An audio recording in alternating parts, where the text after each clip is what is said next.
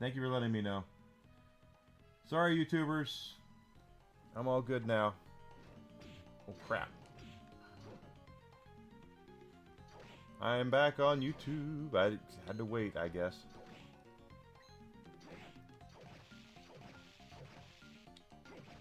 There we go. But you want to, whenever you run across these enemies that are worth a lot of XP, you want to take some time to grind them because the game can be getting completely unforgiving if you're not careful. Thank you, Alucard, for letting me know.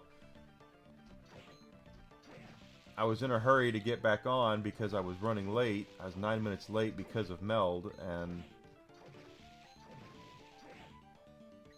didn't stay on the YouTube screen long enough for it to say, "You're live!"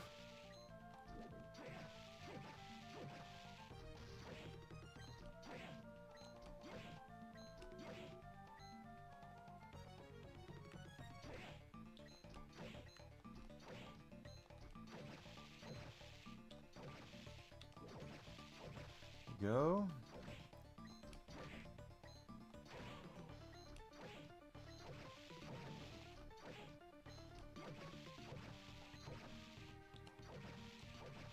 There we go. Always, whenever I get in a hurry is when I make mistakes. That's the thing. Desi tells me all the time I have to slow the hell down because I always feel like I need to be doing things and getting done 5 minutes ago.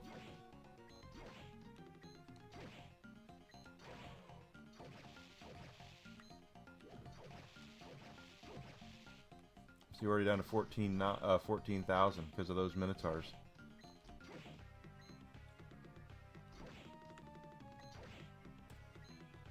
Right. I won't profess to be as an aficionado of Castlevania as a lot of the diehard fans, such as Alucard here in chat, but I have played them all. I haven't beaten them all. There are some that are just... especially some of the console ones, like Castlevania 64 is horrible. The 3D ones I'm not a big fan of either on the PlayStation 2 and Xbox. I thought Lords of Shadow was fine, but Lords of Shadow 2 I didn't care for.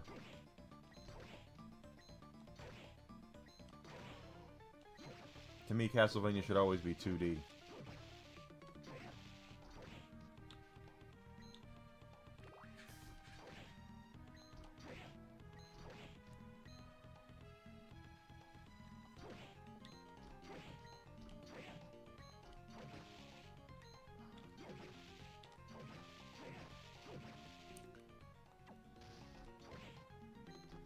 Da da da da da.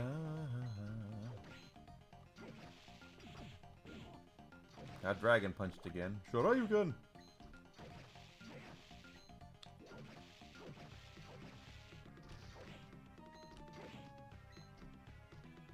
But yeah, take advantage of these areas when they give them to you, just simply because you just... We can go to the next area, okay? I mean, we're going to spend some time with the bat and go around some of the areas we've not been able to reach before, and we'll be able to do that. But the way that... if we go into a new area that we haven't been to before, the enemies in there could be very brutal, and if we don't spend time at least getting ourselves to where everything is cool, you know, where we're doing enough damage and we have enough hit points and all that, the game can be very, very, very unforgiving.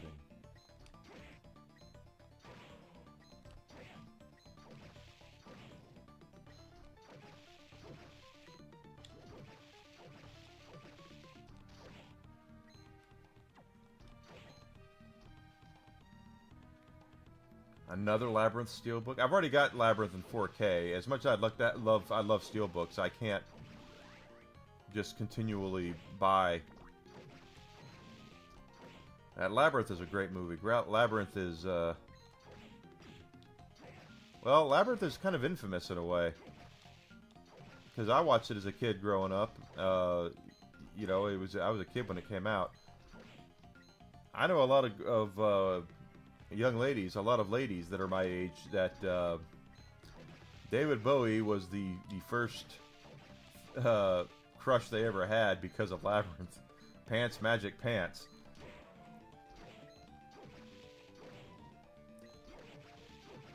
Bowie apparently had, I mean, not apparently, Bowie wore these tight-ass, like, riding pants.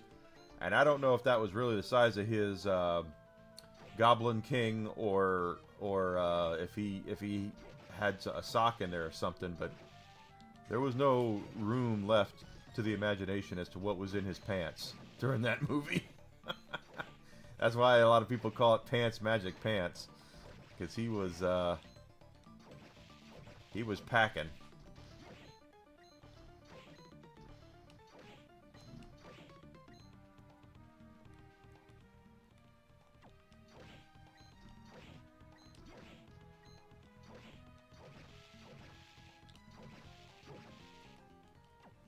Still worth 1,000.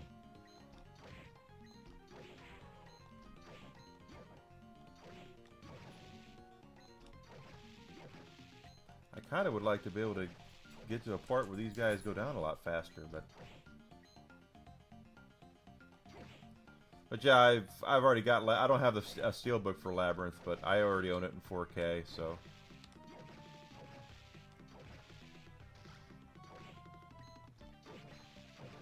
Jim Henson movie, for those who have never seen it. There's a lot of legally, we can't call them Muppets anymore, but they're Muppets. They're Jim Henson creations. Jim Henson himself was involved with a lot of that.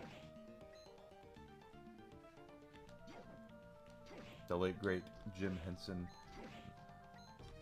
So like Sesame Street characters technically aren't Muppets legally because the Muppets are owned by Disney. And Jim Henson Workshop, I believe, still owns the rights to all the Sesame Street characters. I wonder if that means Kermit, because Kermit the Frog used to do guest spots on Sesame Street. Does he still do that? I haven't watched Sesame Street, obviously, in a very long time, because I'm not a kid, but I wonder.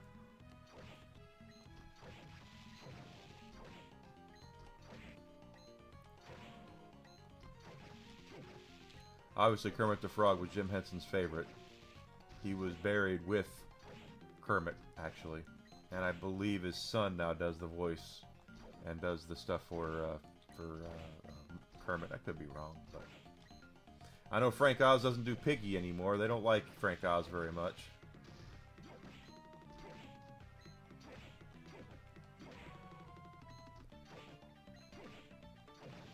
Frank has been very outspoken about some of the choices that Disney has made with the Muppets and with Star Wars. Frank Oz is also...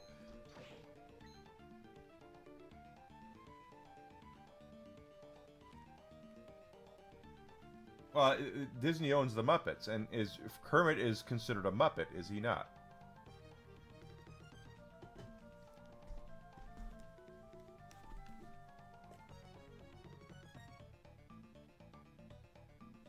If Kermit is considered a Muppet, and Disney owns the Muppets, yeah, they buried him with Kermit. They buried him with Kermit the Frog.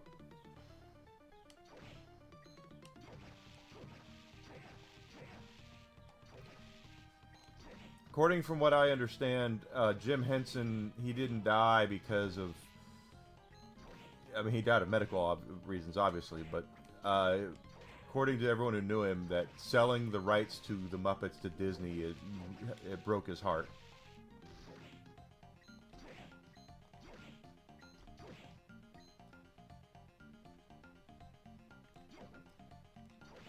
He was, but that's back before he sold the rights of the Muppets to Disney. I don't know if he still does guest spots on Sesame Street or not.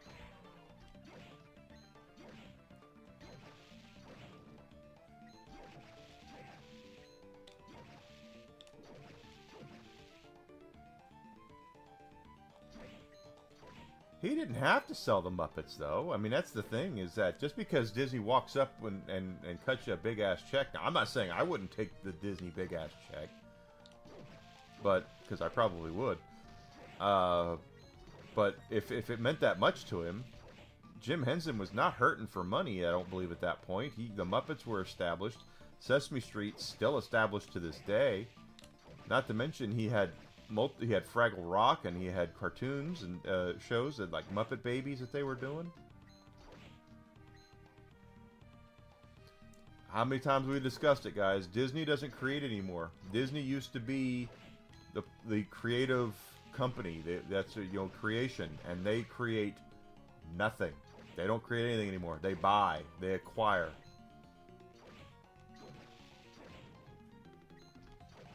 They are so much like Microsoft, it's not even funny. Microsoft doesn't create a damn thing.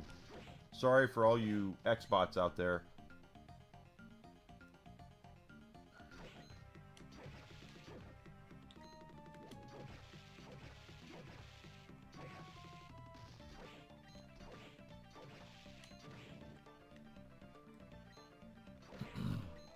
Can take down that thing in one hit now.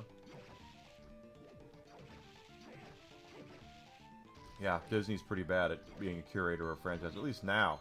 If Walt were still alive, if Walt Disney was still alive, I would trust he would take care of people's properties, because that's how Walt was.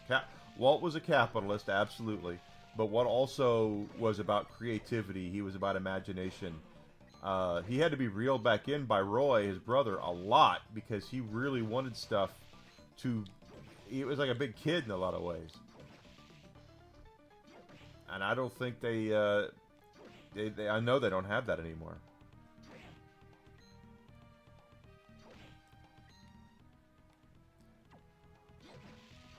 Well, Desi and I watched the Muppet Show possible reboot that they did with Seth stupid-ass Rogen, and it wasn't bad. It was a little disjointed. Sabrina Carpenter was on there way too much. But I can see why. I mean, Sabrina Carpenter's hot, so a lot of the kids love her. So, but it was a very disjointed show. But I hope they do more Muppet Show. I do, especially if they can recapture the charm that the original Muppet Show had.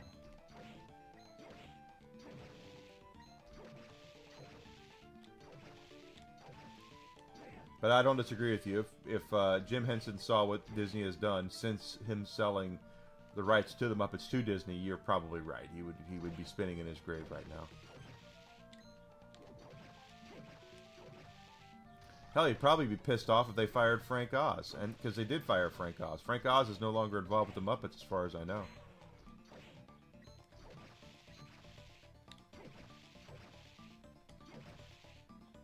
I believe Frank Oz had a falling out with Disney over Elephant Man just got announced. Oh, that's cool. Elephant Man.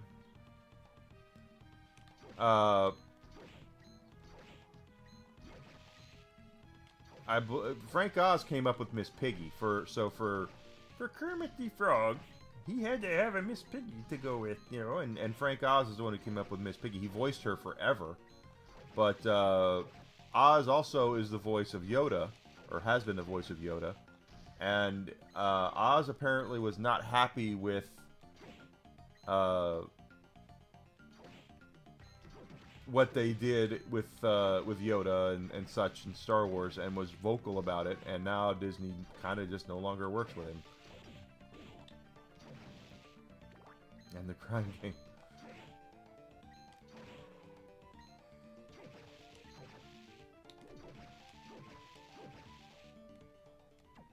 Level up again.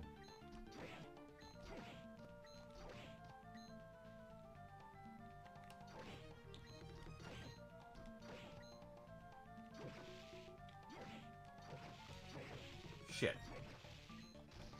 I was trying to get to where I wasn't going to take a hit there, and I messed it up completely.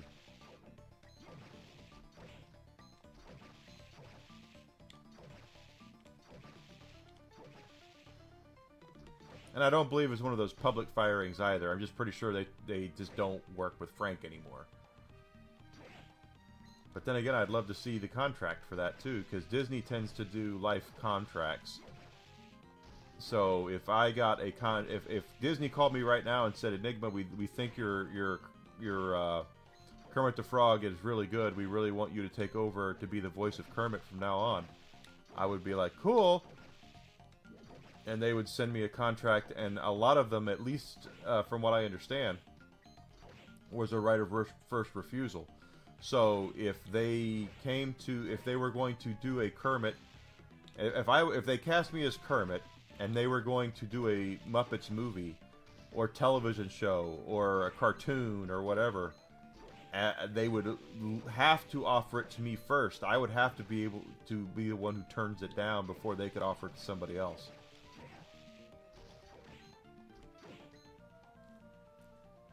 Wild Arms 4, nice. I own that. But you know what? I think Wild Arms 3 is probably the most unique out of all of them. Honestly speaking, though, they're all pretty unique, but...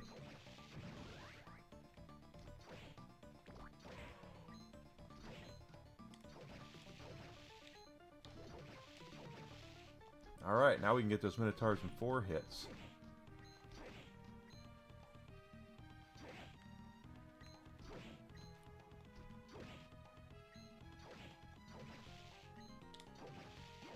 Don't know if people know this or not, but the company that localized Wild Arms 3 was actually Squaresoft at the time. I don't think they published it, but I believe my friend who was a translator for them. Hey, Kevlar, welcome back. Got lost in VR. Gotta get, yeah, VR is easy to get lost in. Those who've been here for a while know I have a friend that used to be one of the head translators for Square Enix. In fact, she's personally responsible for Aerith's name being changed back to Aerith instead of Ares, because she hated the name Ares. So in Kingdom Hearts, she was like, "Nope, we're not doing that. We're taking it back to the original Japanese name." But I want to say she was responsible for part of the localization of Wild Arms 3.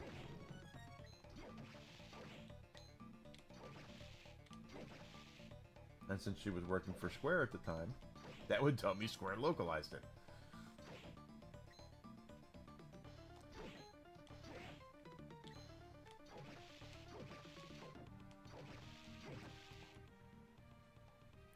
$57. Oop. We're just moving right along here with the levels up.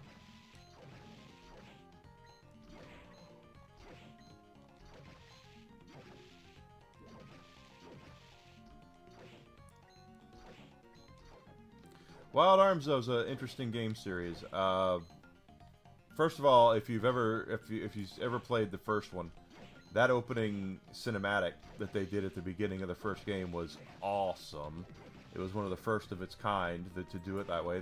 I can still hear that whistling song with the song with the whistles in it in the back of my head just talking about it.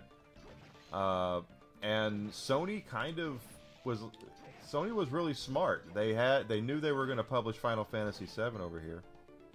You've always known her as Aerith? Well, in the original Final Fantasy VII, they changed her name to Ares. And when Kingdom Hearts 1 came out over here, my friend Jen was involved, and she put the kibosh on that. She was like, "We're not doing that. It's Aerith."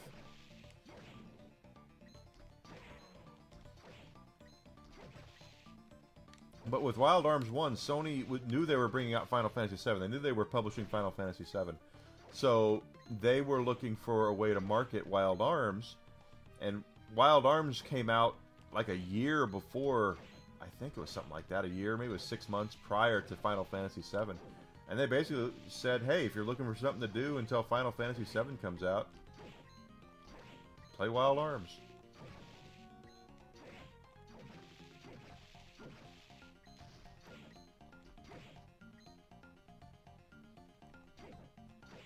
People who will look it up now. Is Enigma right? Was her name Ares in the original Final Fantasy VII? Yes, it was.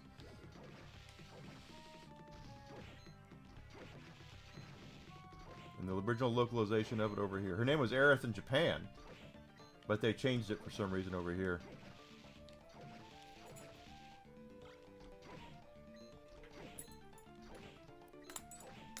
Just like it was rumored they were going to change her name, change Cloud's name. In when they were first doing it, there was a lot of rumors. This was the infancy of the internet, okay? And people were assuming they were going to call it Final Fantasy IV because of the fact that Final Fantasy III was the last Final Fantasy we got over here.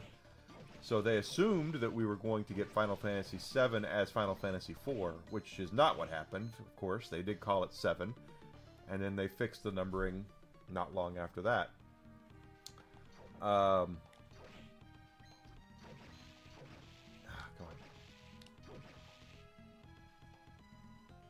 Yes, I was there. I damn sure was there. Thank you, Alucard. But Sony was very much like, hey, here's their Wild Arms. We know you want to play 7. Of course, getting there was something else. And the gentleman I'm about to talk about, I know is no longer alive. So I don't mean to poo-poo on someone's grave here. I don't really mean that, because I know he was a father and a grandfather and a husband, a son. So I'm by no means talking about him as a person. Whatever I'm about to say is going to be about him as a businessman. But his name is Bernie Stolar, and he was the guy who was the head of PlayStation when they brought out the first PlayStation. And Stolar was very much set on what American audiences wanted. So he wanted fighting games. Tournament fighters were all the rage at that point. So he wanted tournament fighters. He wanted shooting games. He wanted action games. That's what he wanted over here. And he was not as in love at all with role-playing games. He did not want role-playing games being released on the PlayStation. Well, I said 29, right? 29.4. 28.4. Damn, they're still worth 1,000. Sony of Japan had just recruited Squaresoft to release Final Fantasy VII for the PlayStation, and Stolar was really against releasing Final Fantasy VII on the PlayStation over here. He didn't want it. And Sony, because they had taken so much time to market and acquire, and they made agreements with Square, because they were trying to... Their agreement with Square was around the lines of, we're going to do what we can to make Final Fantasy a worldwide brand, which they did. They had to get rid of Stolar because of what he said, and no one really wanted to work with him. Well, so Stolar leaves Sony and goes to work with Sega.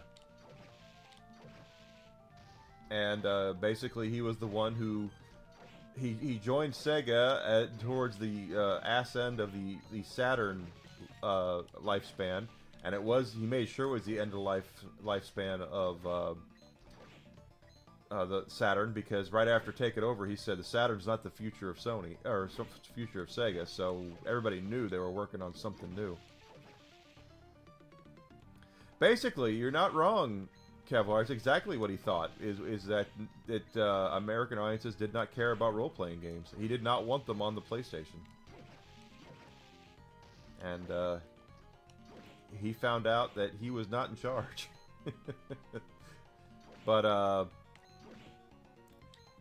basically, Stolar goes over to Sega and pulls the same shit with Sega that he was trying to pull with Sony, and cost himself the publishing arm, or the development and publishing of Working Designs.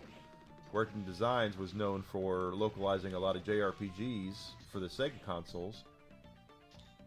Wow, I can't get that. And can you hear it in my head? Yes.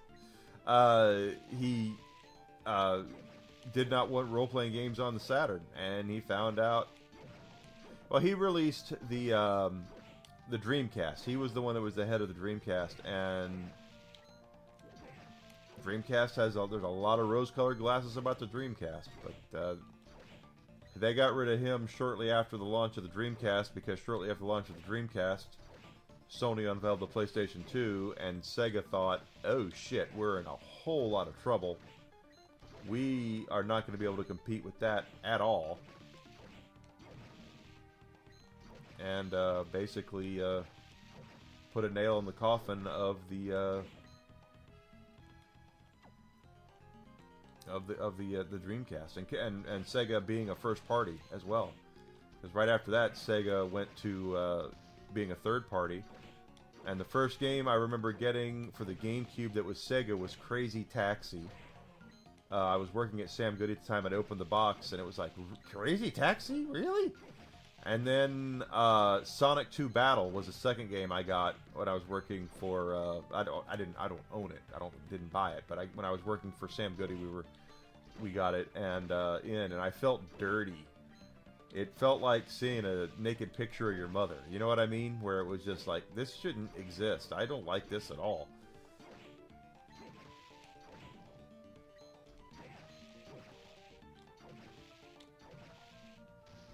It was, I just didn't feel right having a Sonic game for a Nintendo console. It just felt sacrilegious. It felt blasphemous. But it's where we are now.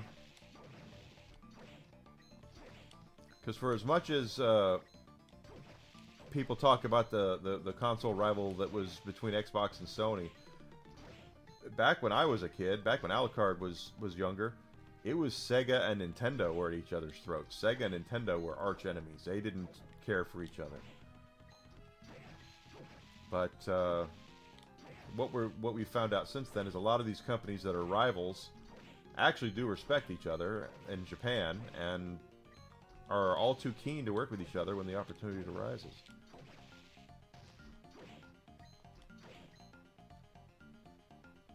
Sega does what Nintendo don't. That's right, they did. That was a marketing campaign for them with the Sega Saturn, or Sega Genesis, I mean, because the Genesis was was first to market before Nintendo with the 16-bit console.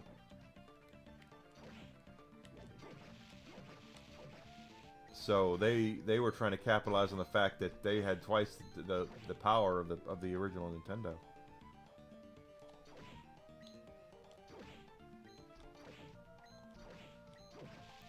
I did understand it when I was a kid. When you're a kid, it's different. You know, when you're a kid, you want if your mom and dad got you a Nintendo, you wanted that Nintendo to be successful. So you were going to be all over Nintendo. They were the biggest enemies. So you thought that if they were you wanted the Nintendo to be successful, or if you bought a Sega, you wanted Sega to be successful.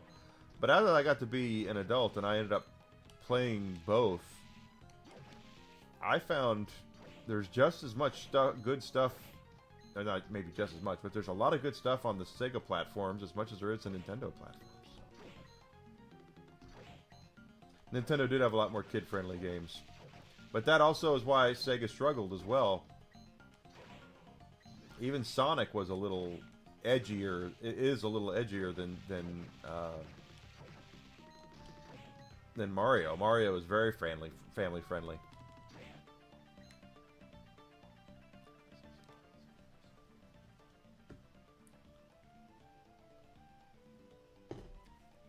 Genesis was a fine system. It really was.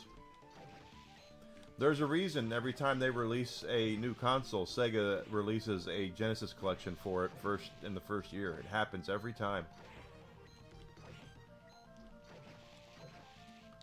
Because that was their heyday. They know that there's a lot of Gen Xers out there and younger millennials, or older millennials, I should say, that grew up with Sega controllers, Genesis controllers. Genesis did show blood with Mortal Kombat.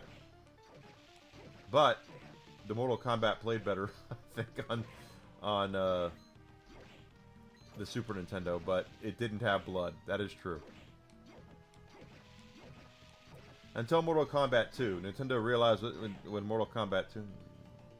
Sega was great for sports games because it had a faster processor than the Super Nintendo. Super Nintendo had more colors, had a better sound chip, you know, all sorts of stuff that was better, but the processor was faster than the Genesis, so it could process those sports game sprites a hell of a lot faster. Made not as much slowdown.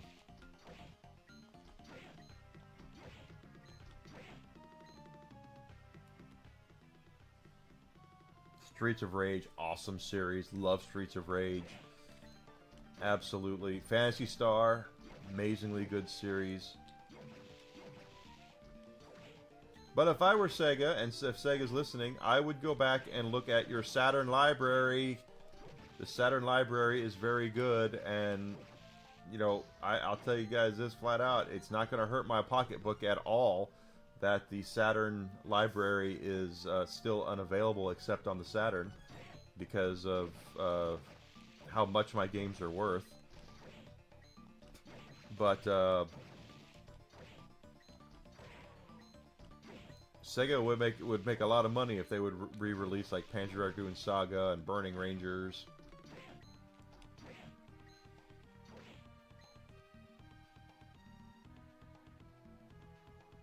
Yeah, Microsoft did it too. If I were Microsoft, though, if I had it to do over again, Microsoft. I know that Alucard and Grizzled know this because we've talked about it before. But for those who are here who might not know, Microsoft tried to buy Nintendo when they were first getting into gaming.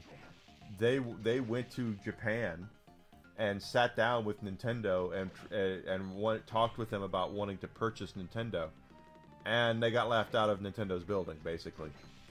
If I were Microsoft, I would have bought Sega. That's my thing. Is that with Sega you had you already had a I have to watch my health here. They already had an established console brand. Why wouldn't you do that?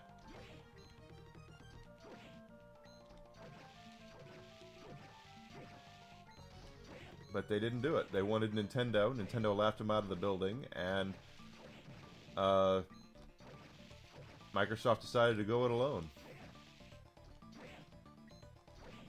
But if you're thinking of a multiversal thing, there is probably a multiverse out there where, you know, a version of Earth out there where Nintendo did agree to be purchased by Microsoft.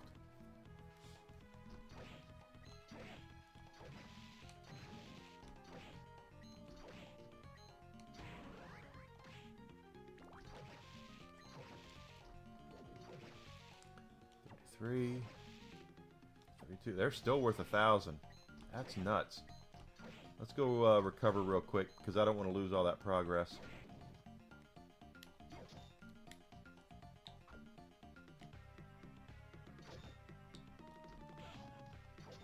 And as we all know, if there's a way to screw up, I'll find it.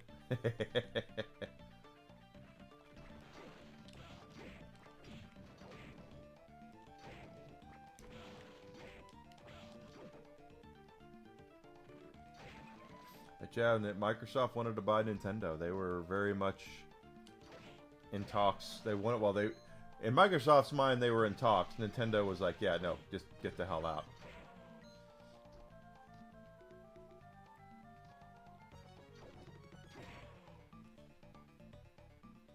And Sega had a good relationship with EA as well. That's something else that probably doesn't go talked about enough. They had a good relationship with EA until, well, not really until, the Saturn. And when the Saturn came out, EA kind of bowed out of it for most of it, and because they didn't want any sports competition. EA was getting more shrewd at that point, and they were like, look, if you want Madden on your console, you have to stop making your own sports games. And Sega told them to sit on it and spin. So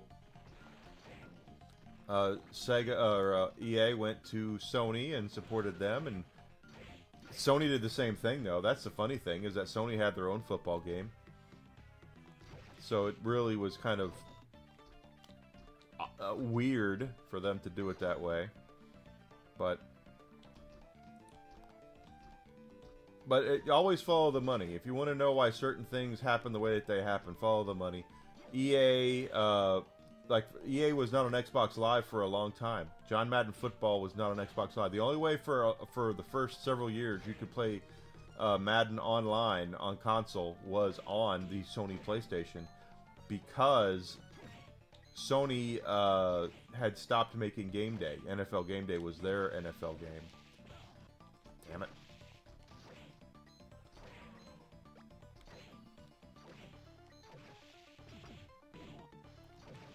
Keep getting hit like that. Level 60.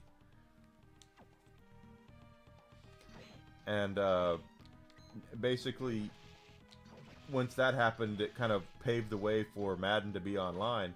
Well, Microsoft had their own NFL franchise called, I think it was called NFL Fever, I think. In fact, they had one of the, let me put a pin in that, because they had one of the best commercials ever.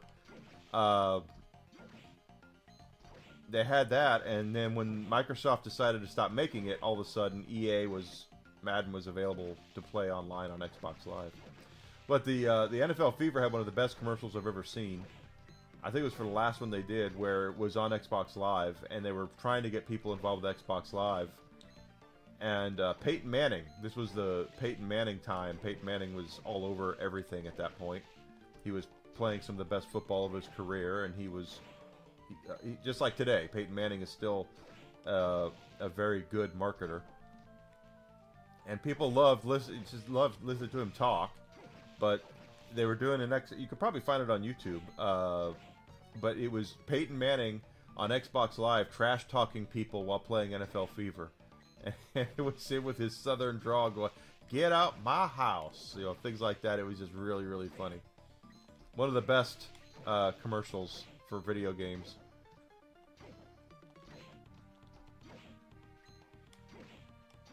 That goes up there with a lot of the Kevin Butler stuff that they did. Sony had the VP of PlayStation as Kevin Butler. Those were great commercials.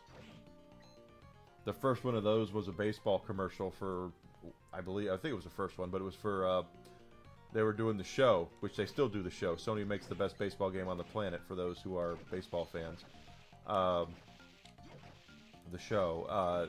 And Dustin Pedroia had just won the MVP. I think he played for the Red Sox. Don't tell Desi I'm talking about the Red Sox, because she's a Yankees fan. But he had just won the MVP, the American League MVP, and maybe Boston had won the World Series that year. I don't remember. But it was Dustin Pedroia was like, "Dear PlayStation, I'm Dustin Pedroia, and you're saying I can't hit," and again, I'm paraphrasing it. I could get this completely wrong. It's probably on, I guarantee it's on YouTube. But it's like, Dustin Pedroia would say, "You're saying I can't hit a down and inside fastball. I don't believe that's true." And so then it would pan to Kevin Butler, and Kevin Butler would be like, "Dear Dustin, we pride ourselves on PlayStation being the most accurate baseball simulation, on the planet," or something like that. So if we say that Dustin Pedroia can't hit a down and inside fastball, that means he can't hit a down and inside fastball.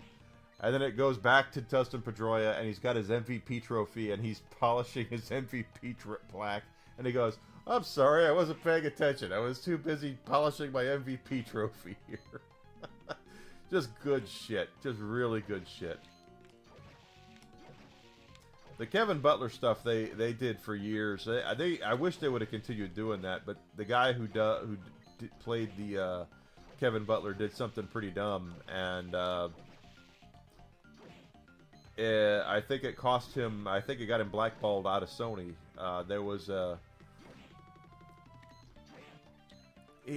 Butler's the guy who plays Kevin Butler is a comedian, or I don't know if he's still doing all that sort of stuff. But he did a lot of commercials at that time, and he was most well known for being, the Kevin Butler, the guy, the PlayStation guy. Well, there was a tire commercial,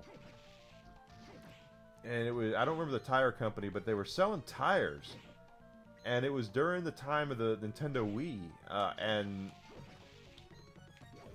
for some reason in this tire commercial they had tied it into Mario Kart for some reason, and they had Kevin Butler, the guy playing Kevin Butler, talk about how awesome Mario Kart is. So you're, wow, we're playing Mario Kart.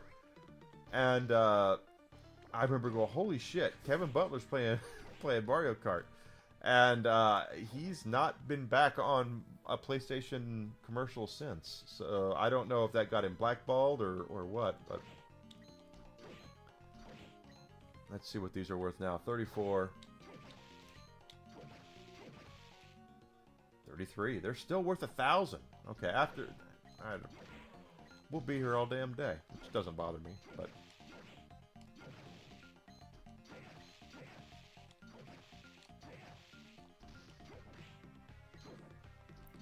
But I challenge anybody to go watch some of that Kevin Butler stuff that Sony did in the 20-aughts and 2010s.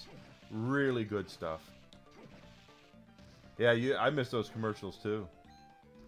They were really funny. I remember when they were bringing PlayStation Network to Canada, and he goes, "Yeah, Canadians, we love Canada. We're bringing PlayStation Network to Canada. Apparently, you guys elected a bird as your president. I love you guys." I just remember that because if you look at their $1 bill, there's a bird on it. There's not a. I think it's a 5. I don't remember what the bill is, but the Canadians have like a bird on one of their currencies, and apparently you guys elected a bird as your president?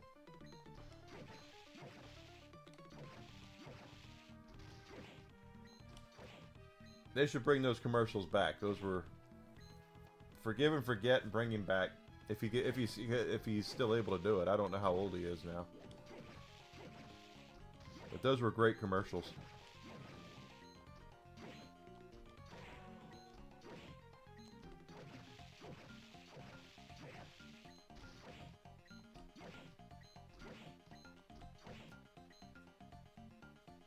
Love the old Kevin Butler stuff.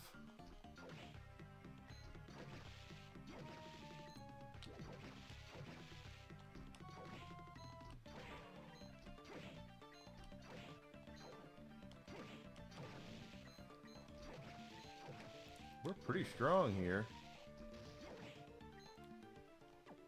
But we're just gaining experience at such a great length here, a great thing here. This is... I do want to go and explore more of the castle, though.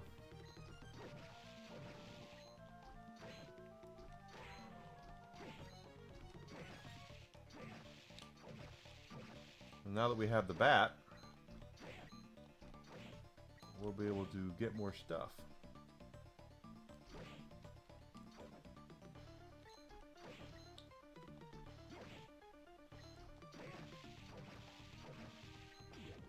I fell for that, and I knew I was going to fall for that, and I still fell for it.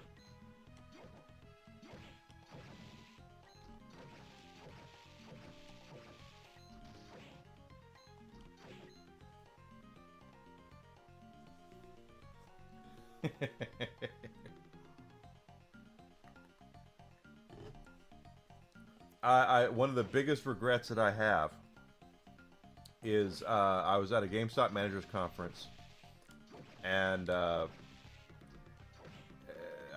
don't know if they still do them. Obviously, I've not been there. Yes, it was. I was Managers Conference. The Saturday night, basically with Managers Conference is real simple. GameStop Managers Conference is 4 days long, or was 4 days long. The first 2 days you spent with the publishers and developers. Okay, so we would go around and have a like a classroom with all the publishers and developers. You'd spend a half hour here and a half hour there. You'd spend an hour with Nintendo, an hour with Microsoft and Sony. So the Saturday night, or was it Friday night? Doesn't matter. Anyway, the last night of you being there with the publishers and developers, they had an exhibit room where it was basically like a mini E3 where you go in there and play a whole bunch of games. They would give you stuff, but one of the other things they would do is they would have a lot of celebrities there. So I know I've told people I've met Gina Carano. I have met Gina Carano, and that's where I met her. Was at GameStop Managers Conference. She was in Red Alert 3. She was there pimping the game. She's in the game, so that's where I met her, and yes, she is awesome. I've told the story before, but I've met several celebrities at the GameStop Managers Conference, and one year they had the guy that was Kevin Butler was there, and the same year Hulk Hogan was there, and I actually got in line early to meet Hulk Hogan. And Hulk Hogan was also late. Hulkster, you weren't there when you were supposed to be.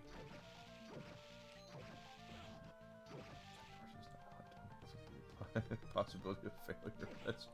Yes. But I actually stood in line to meet Hogan, and because Hogan was like an hour late, by the time that I got done meeting Hogan, the thing was just about over. But they also had the guy that was doing Kevin Butler there, and by the time I got over to that line, they had already shut it down. He was almost done. So I met Hogan and the late great Hulk Hogan, and maybe I should have met Kevin Butler.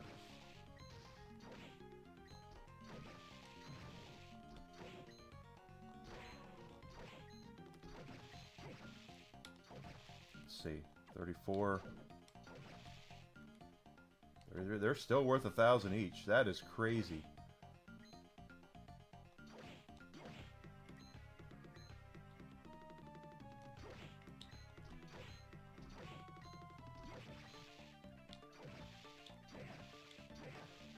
Yeah, I wish I would have met him. I do. I mean, he's not dead. I'm sure. Yeah, I could walk into the Jewel tomorrow and he might be there. I don't know. Hogan not, though. Hogan's no longer with us, so. The shitty thing about Hogan was he wouldn't sign anything. You get your picture taken with him, but he wouldn't sign anything, and I was pissed off about that. They were doing a Microsoft Connect Hulk Hogan wrestling game. Hulk Hogan, whatever it's called. And of course the game was a piece of shit. But he had his name on it.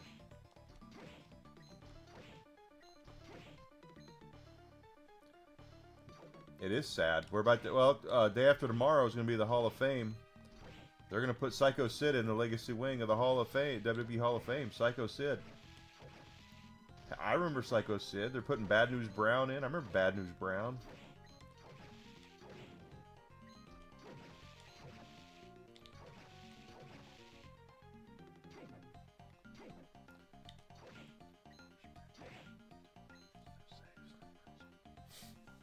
Yeah, that's true.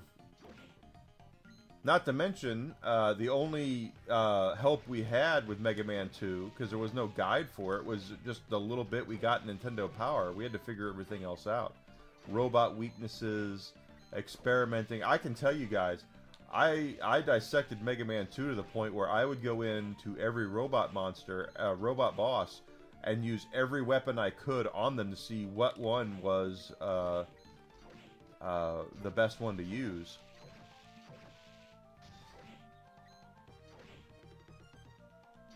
Yeah, it was pretty terrible, Kevlar. It was not great. First of all, it was for the Microsoft Kinect, so I mean that's all you need to know right there. Mega Man 2 is my favorite. One of my favorite games of all time is Mega Man 2. I remember finding out, and I didn't read this. I didn't look this up. There was no internet or anything when I did this. If you take Heatman's weapon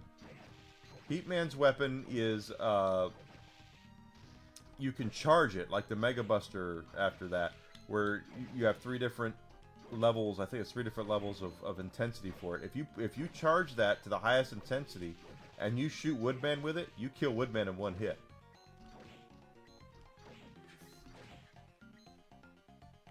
Don't know how many people know that, but you can kill Woodman in 1 hit with the weapon. You can't have the shield up. The leaf shield will block it.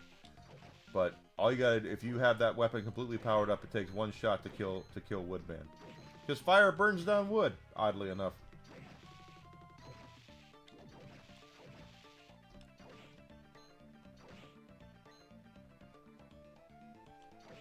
That is correct, Alucard. Mega Man 2 is my favorite game in the whole series.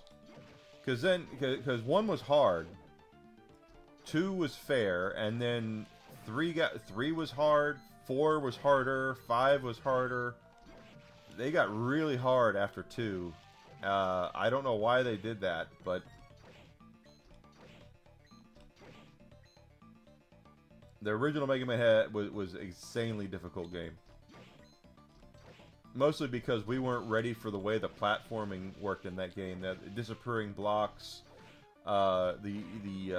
These days, kids will, people will see it and go, "That's easy. How did you not?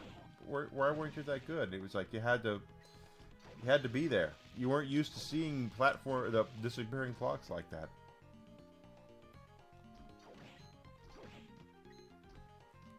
Yeah, Mega Man 2, one of the best games on the NES by far. And that's a game that put really Mega Man on the map too. I was debating a friend of mine about that, about what the greatest Mega Man was. We were trying to make a list of top games, but on the NES, but we could only put one game per series on the list. Oh, so it's 2, 3, 4.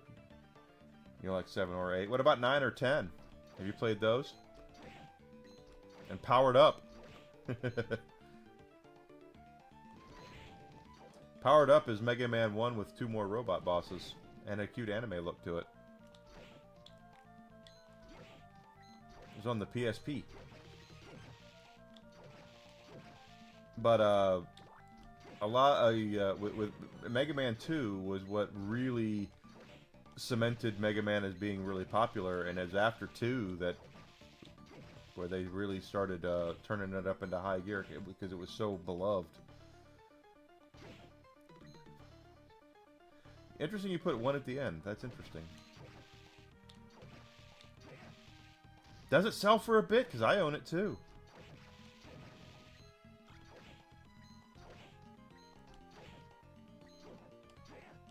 Powered Up was a remake of 1 with 2 more, with Time Man and Oil Man as well. So in addition to Elect Man, Gut Man, Bomb Man, Fireman, Iceman, and Bomb Man, they had Time Man and Oil Man.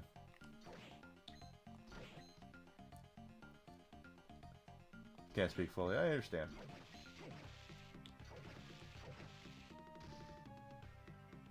I might own the Maverick Hunter. I think I do. I don't remember off the top of my head, but I know I own Powered Up.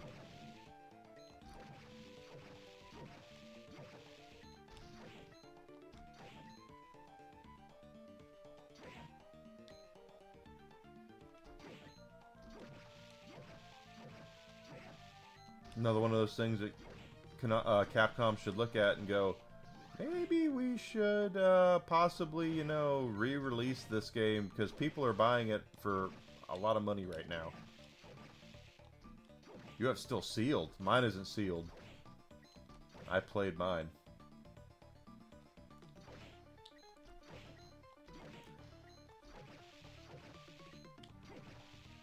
See, 33.5. 32.5. They're still worth 1,000. What level are we at? 63.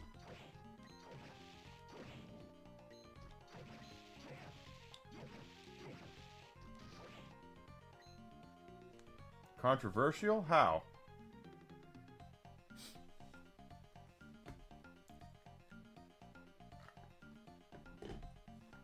I'm asking seriously because I don't remember hearing that it was controversial. Or the design, was he look like a... I shouldn't even say that word. Was he dressed in a specific way from people who might have a lot of oil in the world right now? Yes, his name is originally Rockman. Rockman and his sister Roll. His dog's name was Rush. Treble and bass. Hell, if you play the original Mega Man X, all the robots that you fight are based off of rock and roll artists, I think.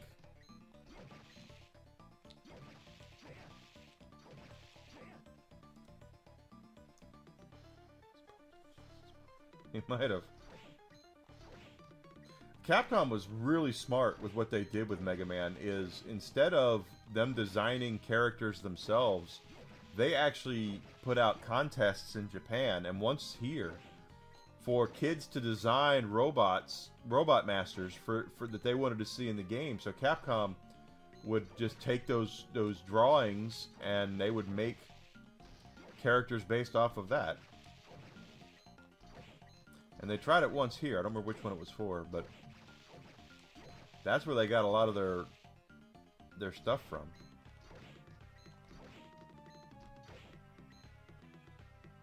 Next stage was Kleenex Man. Was Oil Man controversial? Did they... I almost hate to say it like this. Did they put him in a turban? I don't even remember.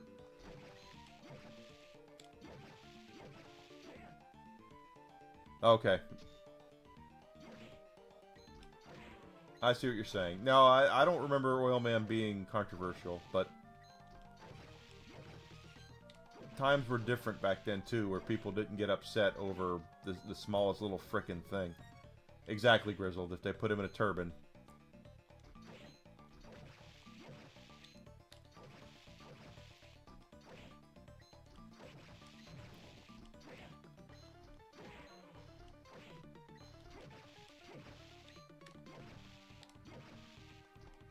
Let's get this level up and then we'll go explore more of the castle.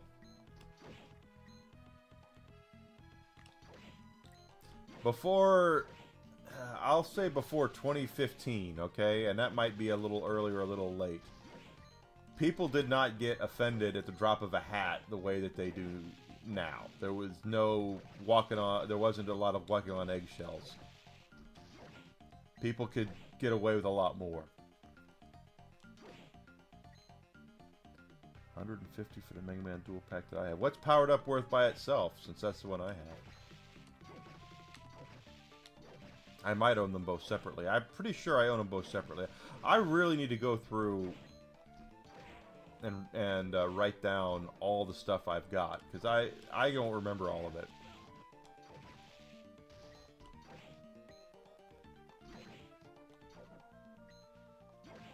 You're right. There was no victim mentality. Now everybody's a victim. That's the whole thing. Is everyone's got to be the victim of something or another. There's no just hey, everything's fine. I'm normal.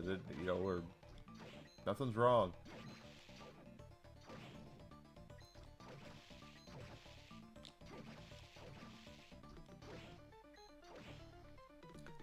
I believe my copy of Powered Up I got for $40 plus or minus the employee discount I got at GameStop, so I'm gonna say $35 is probably what I paid for it.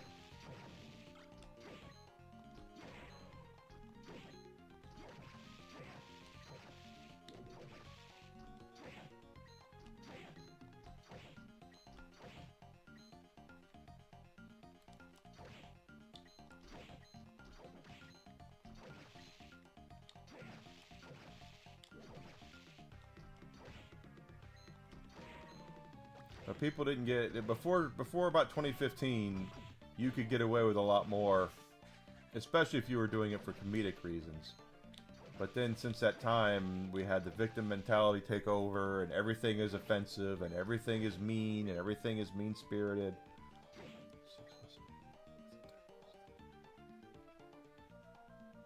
Yeah, the thing though, Tomahawk Man, Keval, you're right. I do remember Tomahawk Man. But again, we were talking about the 80s and 90s here. There was really no controversy over that.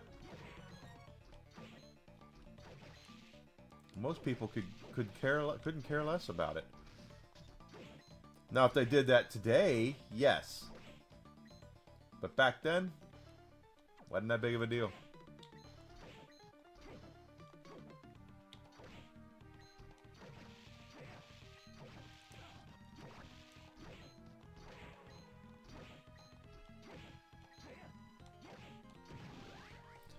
Level up.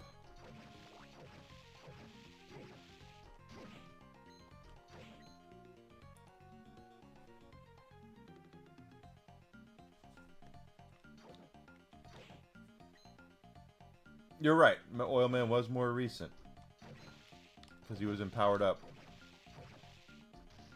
But even then, that was before 2015, wasn't it? Yeah, it had to be. That was in the 20-aughts.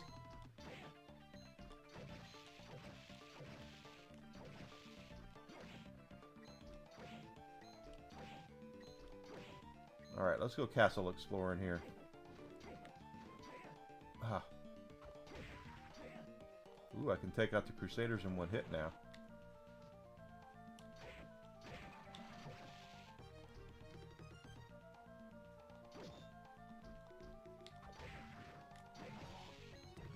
awesome.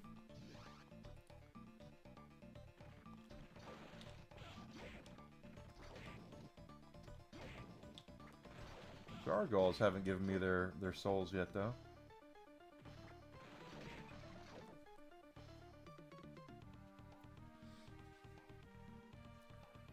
Again, it wasn't that big of a deal back then, Kevlar.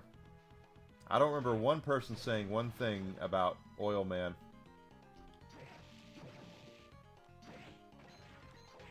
Nowadays, they would. Because people are looking for just stuff to get upset about. Didn't happen back then.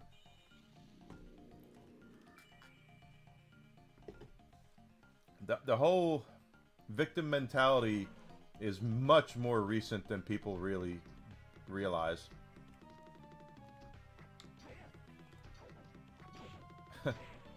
Jackass. Hit me like that.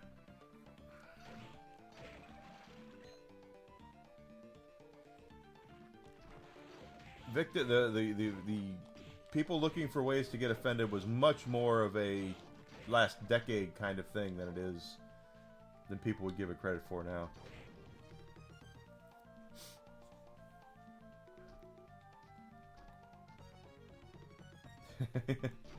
You'd like, actually, that would probably be pretty funny because I know you would go all out, Grizzle. You would make sure people were offended some way or another. Crap. You'd be like George Carlin, the video game.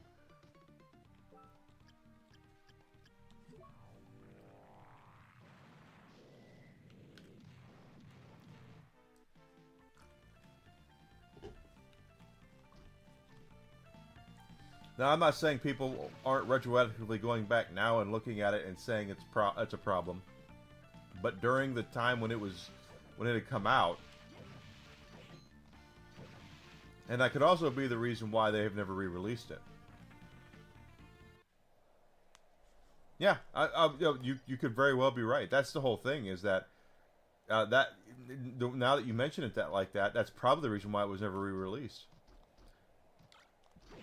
It's like the game Super Princess Peach. Nintendo don't even talk about that game anymore. And why is that? Because Princess Peach had to save Mario with the power of her raging emotions. Yeah, that was... the game is great. It's a lot of fun. But in retrospect, it didn't age well with a lot of people.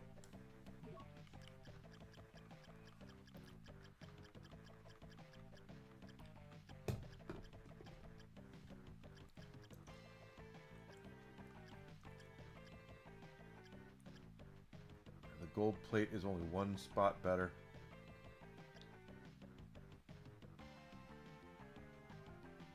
$300,000. Wow. I'm gonna save my money. Yeah, this is where we can talk about whatever we want. I'm not one of those people that gets on to people for feeling one way or another, because everyone's got their opinions, and I won't pretend like I know what it's like to walk in somebody else's shoes, because I don't. My shoes are hard enough to walk in.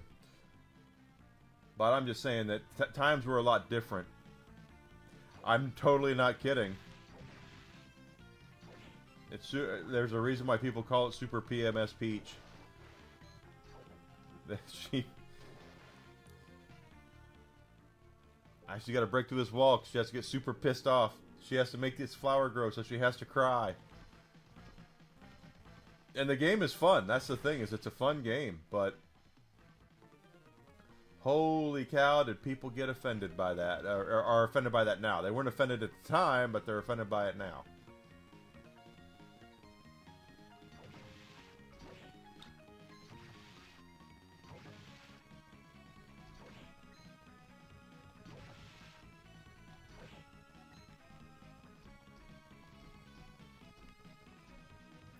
Okay, so let's transport. We've not been over here in a while.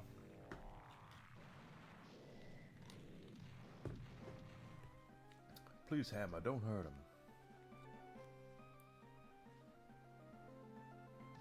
It's hilarious, and it's true, 100% true.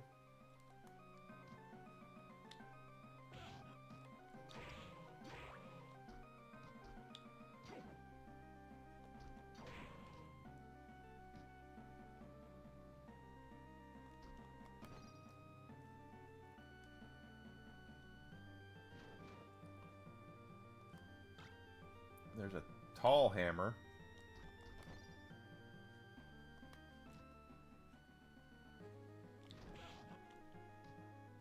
Okay, boys.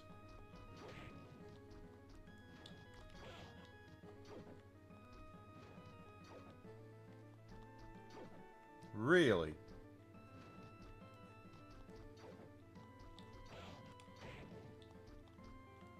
Alright, whatever.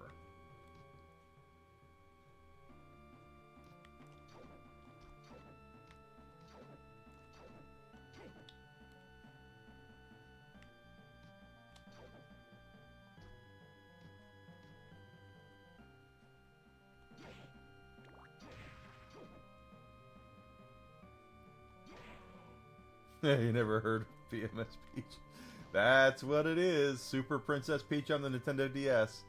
Nintendo refuses to admit that game exists anymore. They will probably never re-release it because shortly thereafter, it was like, so she could only do things because she's having some problems.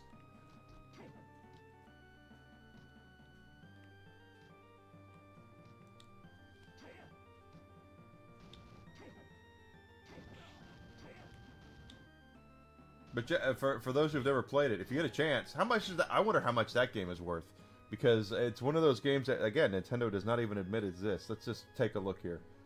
Super Princess Peach. There it is.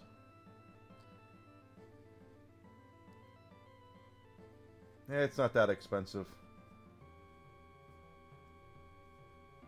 Someone's selling a graded copy on eBay for $1,000 though. Or trying to. Looks like it's worth a little bit, but not what you'd think it would be worth.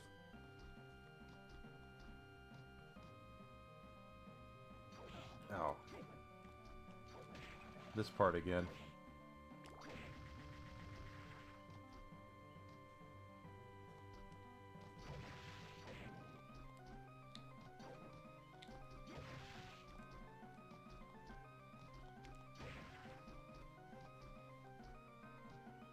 Super PMS Peach.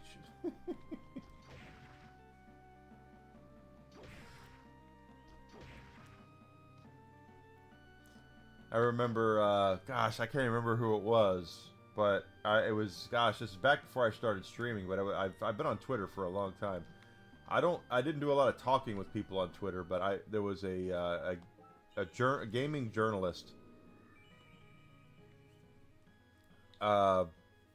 that was, she was working for IGN or something at the time, or GameSpot or something, I don't remember.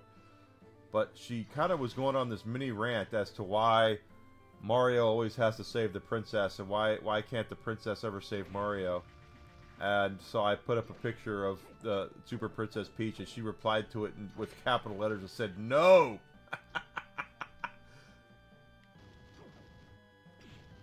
I'm sure there's some people who do have the original Soundwave toy.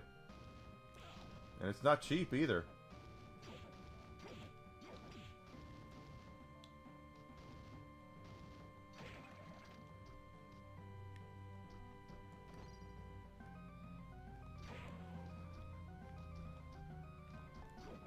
I don't see how... I mean... There's a part of the map there. How do we get over here?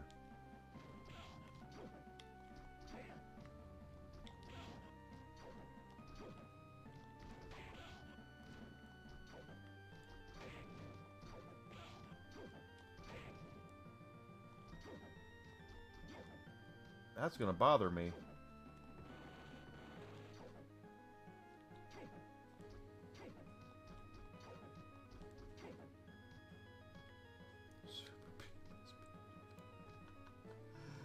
I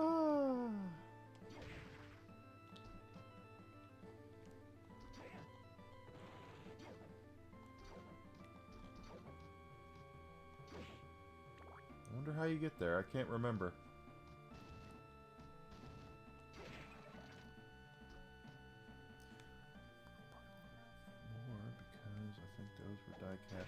Some of them were. the thing about the Voltron stuff was, the nice thing about Voltron was they had, well, actually Japan as well. I'm sorry, Transformers as well. That is that they had a lot of pre-made toys. The original Transformers were all pre-made from Diaclone and another series of toys out of Japan. But Voltron had a lot of stuff out of Japan. Part of them, I had the ones that were plastic. They did have ones that were made of die-cast, but I had ones that were made of plastic. And they were cheaply made.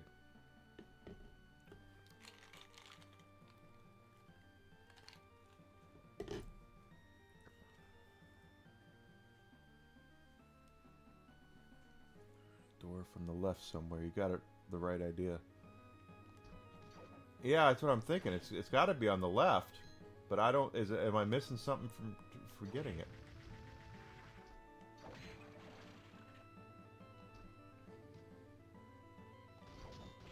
Ah, because this one I've been in. There's no invisible door that I can see.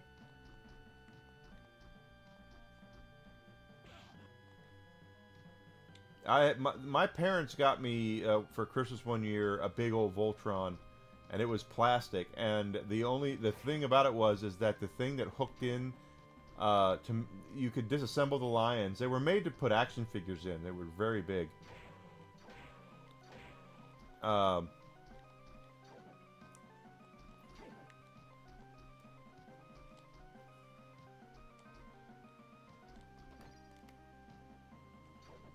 See, because I can't get in.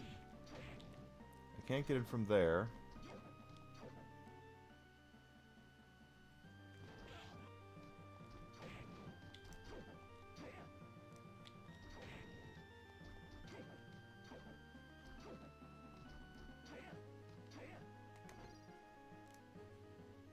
There's nothing there.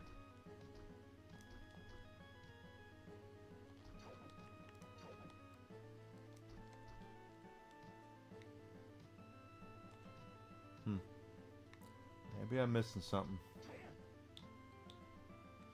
And then there's here,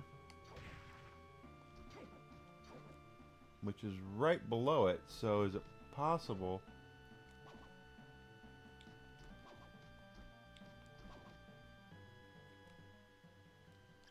Let's try this, because I'm this kind of guy.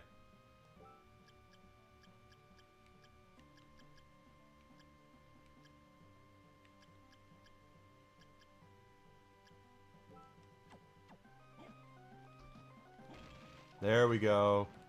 Okay, that was it. You have to have the right thing equipped to hit above.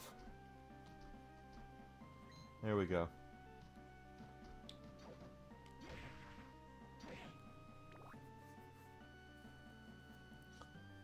Vector sets. I played with Legos and Constructs. Those were the things that I had as a kid. My brother and I used to make weapons out of Constructs and beat the shit out of each other with them. They hurt. They were made of plastic. We would hurt. And I remember making a shield one time out of Constructs, and that thing weighed more than I did.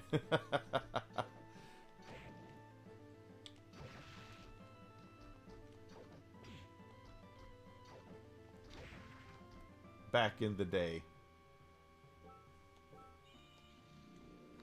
Duplos, yep, remember Duplos. Alright, so we did that. Now we'll go up there.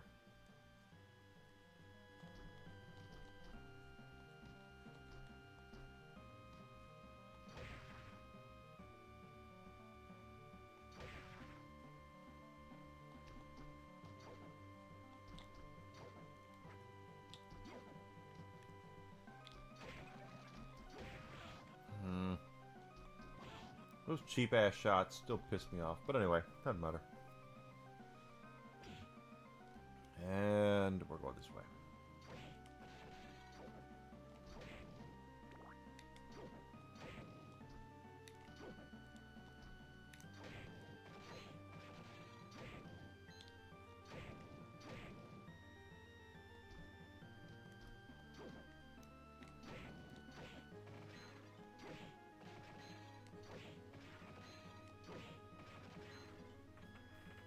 Silly putty. Silly putty implies the existence of serious putty, you know. And there is serious putty. It's called C4. C4. Yeah, let's go up this way.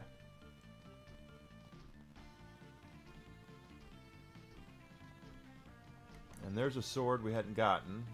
That looks like a katana blade, right?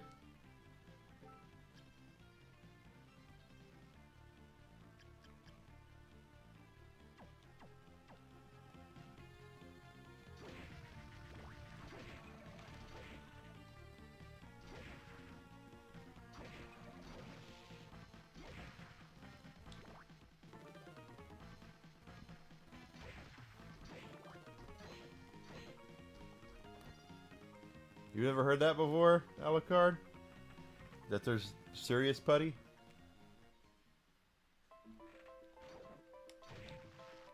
Oh, good. There's a new one we don't have. So now we're back in... Oh, there's clock tower, okay.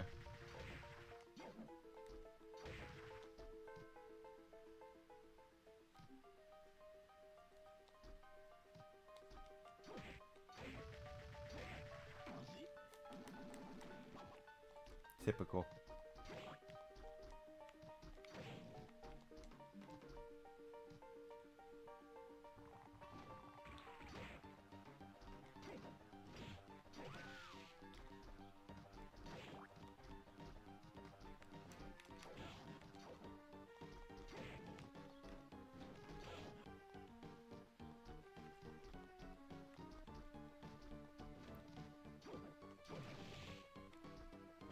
Jesus.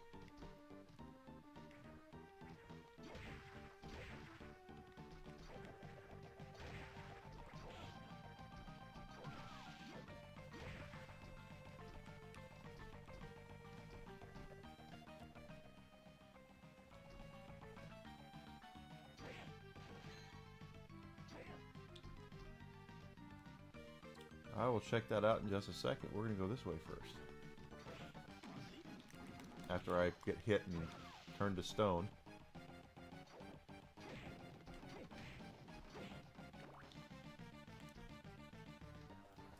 Crazy go nuts.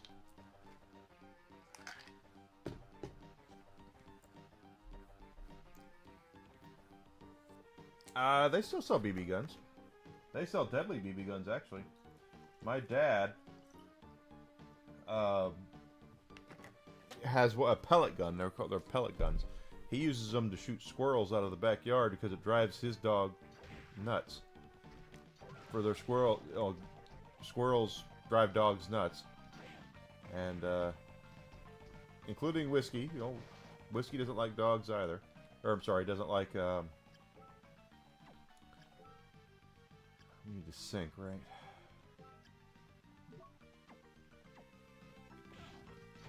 Whiskey doesn't like squirrels either, but they really drive my parents' dog nuts too.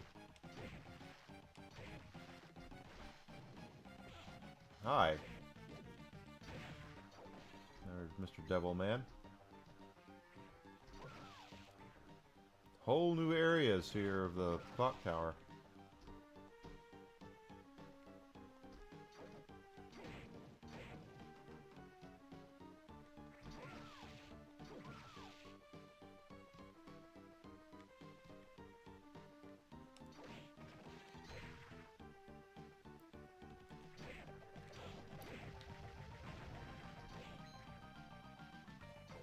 Oh, okay, here we go.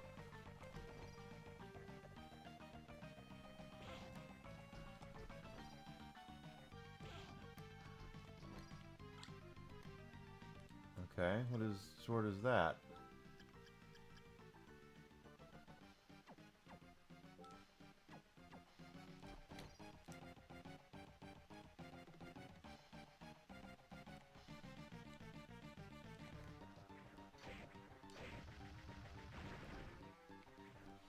You have chipmunks and squirrels as pets. We have a dog, and my parents have a dog, and dogs really want to meet squirrels. Probably so they can eat them.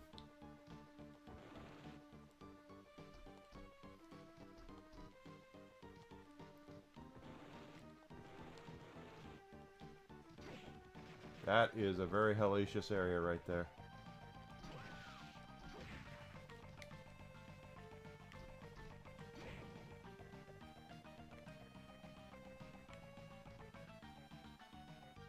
Another suit. Pitch black suit. Not as good. Makes you smarter, though.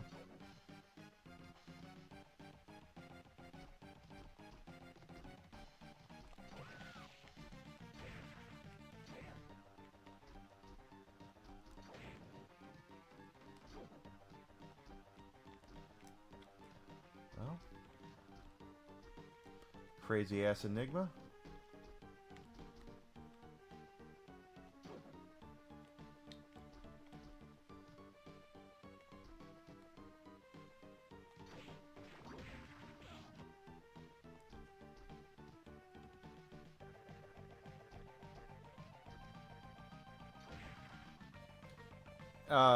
His pellet gun, the pellets he has for smaller animals will do them in, because they're pointy. They're like little tiny bullets, so they're not lethal to, like, I mean, they probably hurt like hell if you shot you or I with it, but he was much more about like I said, he's trying to, much more worried about keeping him out of their dog's name is Cody, little shit dog that they have, trying to keep the squirrels from screwing around with him. Plus, the squirrels chewed my parents' deck furniture up in the winter, and they're not happy about that.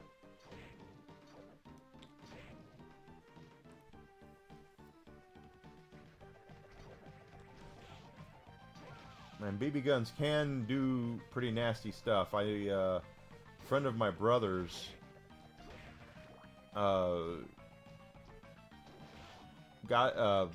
shot in the eye with a BB gun, and it ended up he won a lot of money out of that. Okay.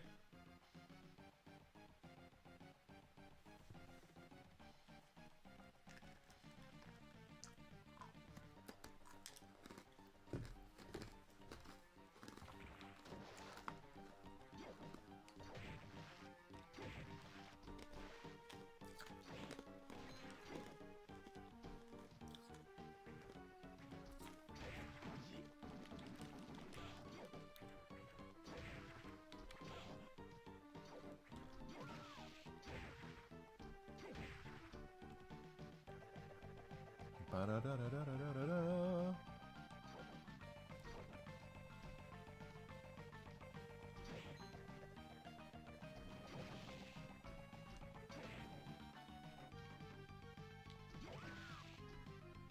Trying to get some souls out of those things, but I guess not.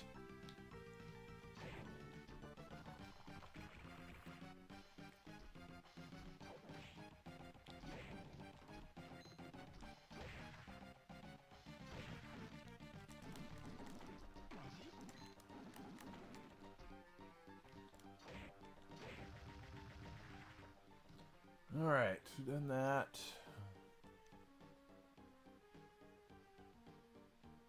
Why not?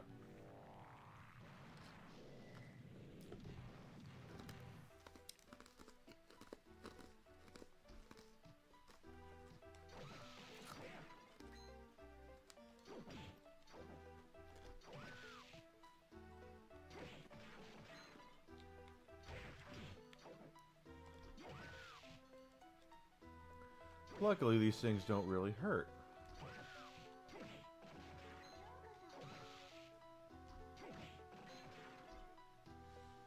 So we want to go from here. See, we can go up there. I want to go down and around for now, because I do see a room we weren't able to get into. And that's going to be over here.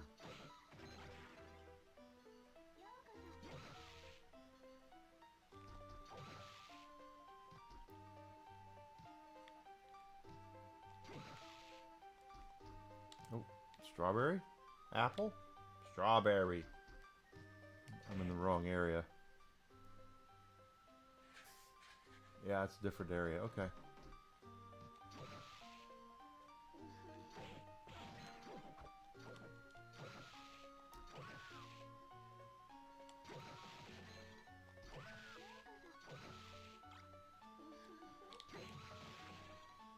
Really nothing here.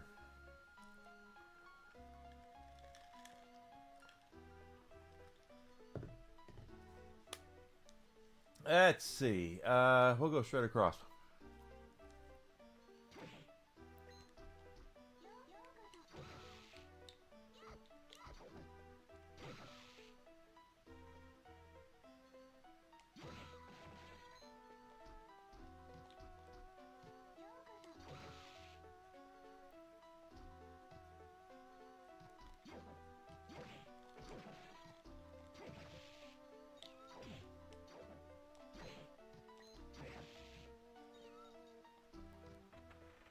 Okay. They should have a tracer for the clay. I still don't know what they're trying to do with this. Oh, you know what? No, I can't. This is not where I want to be yet. I don't... Clayface movie. I just can go down and around. Let's do that. I can go up there. I don't want to go up there yet.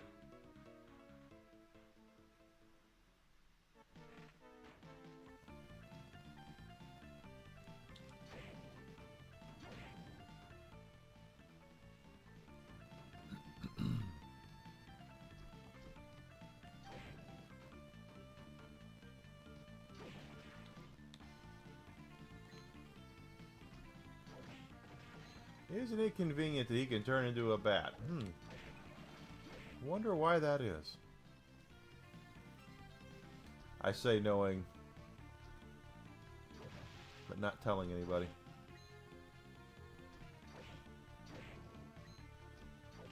Except everybody who's already played it knows why he can turn into a bat.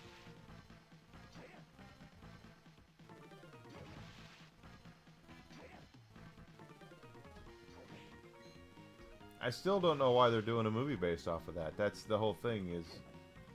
Here we are again, trying to make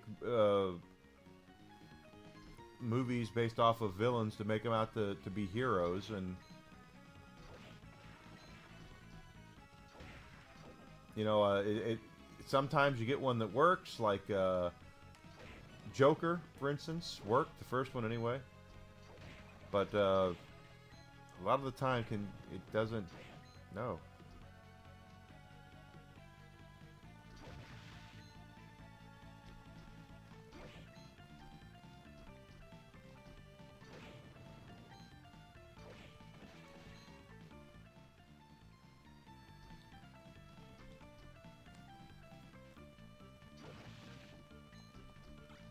Copper plate. So I'm just one I just missed.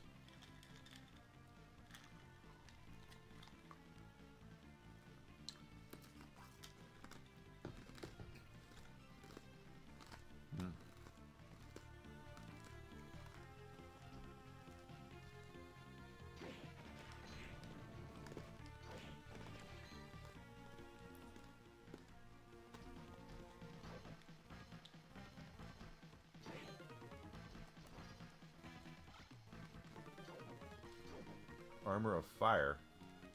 I fell into a burning armor of fire, and it sucks, sucks, sucks compared to Olrox's suit.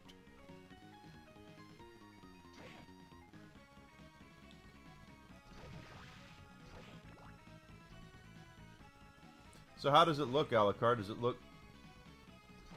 I mean, again, here we are. We're talking about a Batman villain that he's not exactly the most well-known. Okay, let's see what that is up there.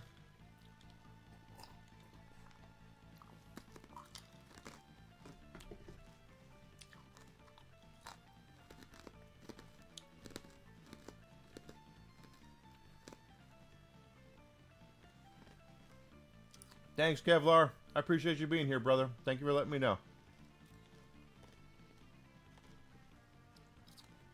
I heard the Penguin series is actually really good. I've never seen it. I don't have HBO Max, but I heard it was really good.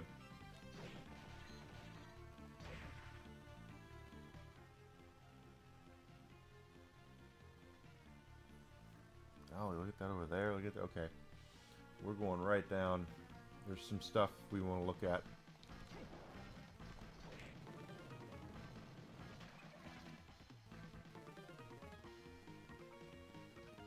You know, describe the footage. Okay.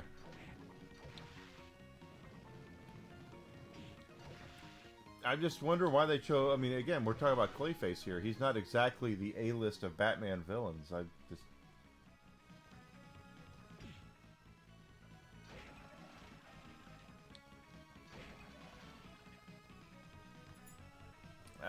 Maybe. If they had done it right. You know as well as I do, if they did a Catwoman series, it would probably be full of stuff we wouldn't want to see.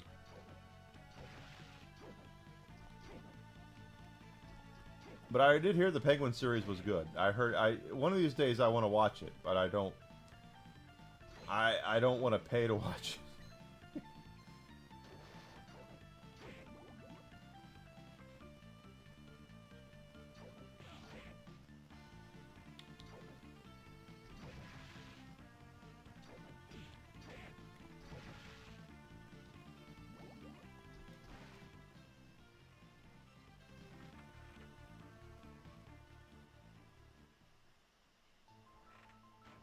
Yeah, there's always next time, Kevlar. I'm here every weekday. But thank you so much for being here, brother. Hope I'll see you soon.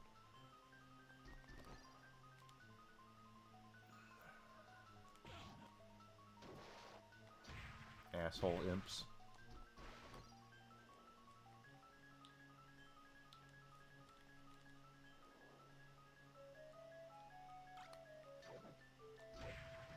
Sullen sword.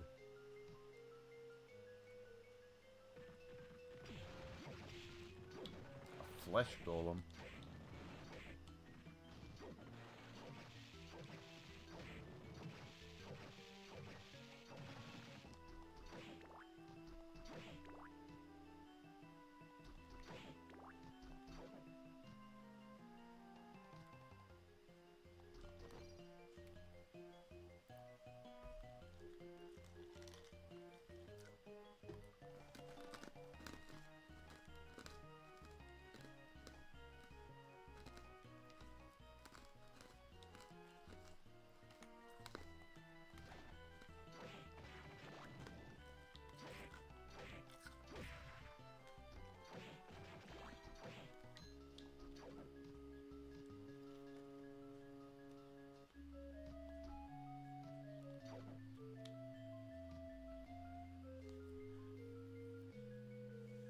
Yeah, Darkstalkers too, they don't.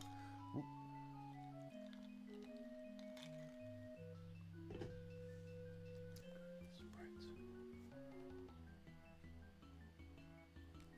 I agree. Darkstalkers 2 is a fantastic game.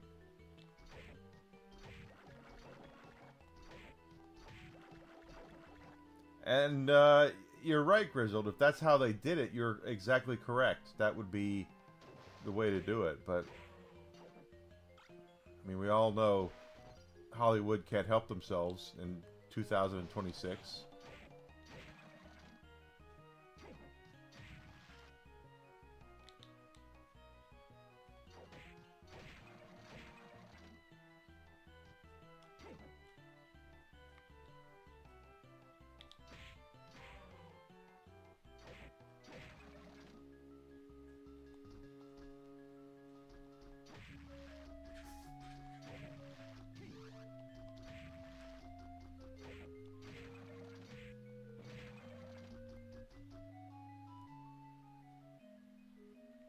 There's a lot here.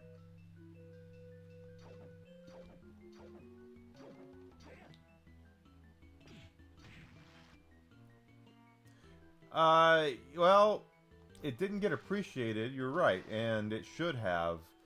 The problem with Darkstalkers is they put it so close to Street Fighter that Street Fighter was king, you know, and they ran into the same problem a lot of fighting games did. It wasn't just Darkstalkers. A lot of fighting games went belly up when compared to Street Fighter. As much as I love Darkstalkers, and I do, Street Fighter was still king at that point.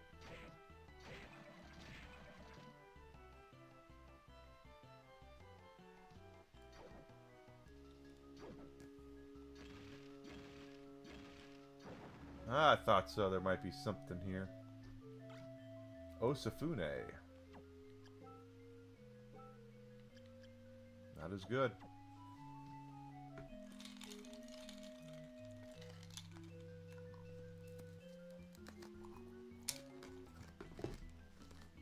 Good original IP with a lot of really cool character designs. Morgan is one of my favorite characters in all of video games.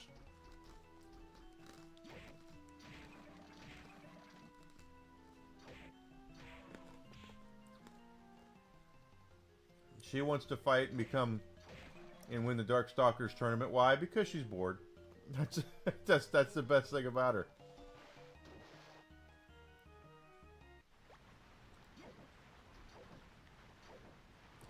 Super potion.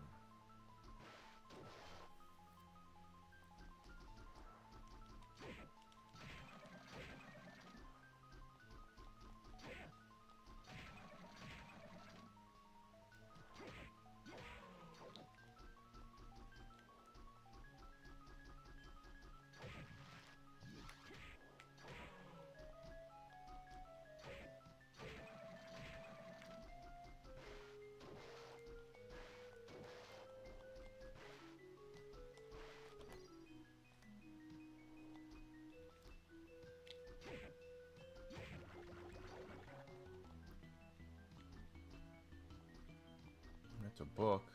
Ancient Book 3.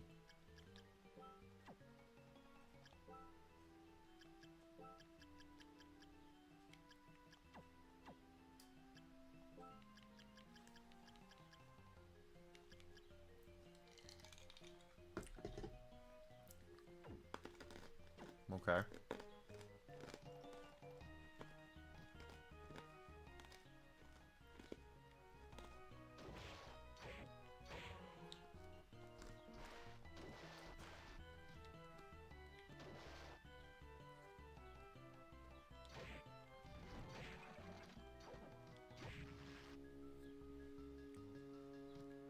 See that.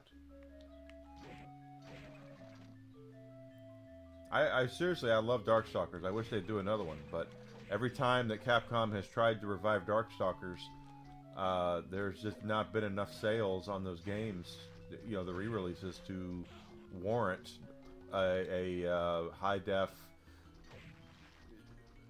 current generation game, which is sad.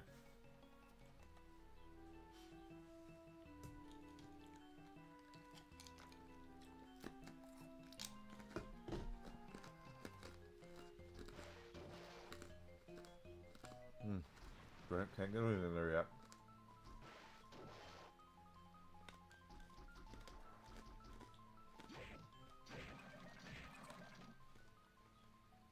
Maybe from up there, yeah.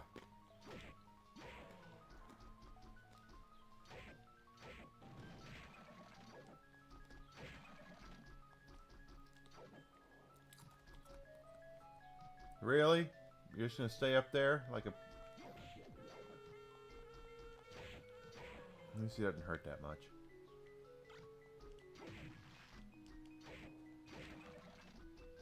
There we go, there we go. Now we can fall down.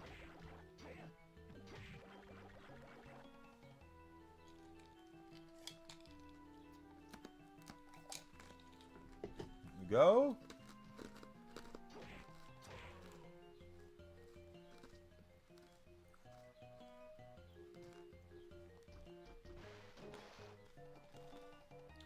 Or not. Must come out somewhere around the other end. Okay. Let's try that. And we are 82.6% of the castle.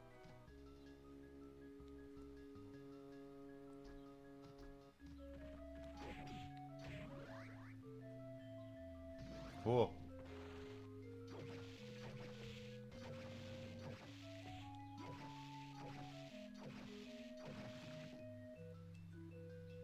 I have no idea what that guy's worth. Oh, I'm about to level up again, so that's good.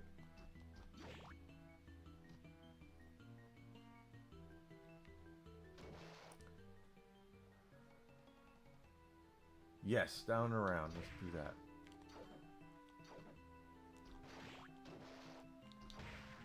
Nice. Down this way.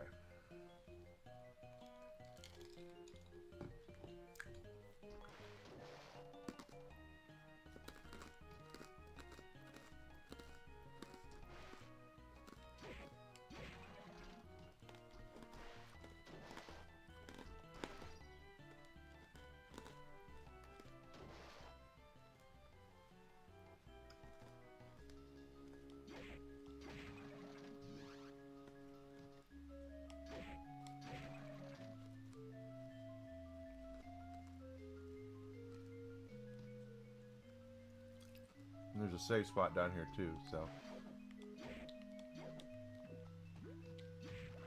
that'll be good for saving our progress for uncovering map, and we're about to level up again.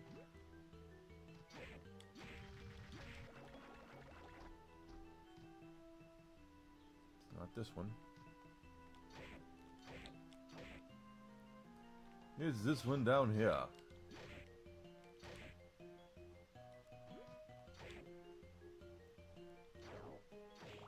Typical poison, poison, poison.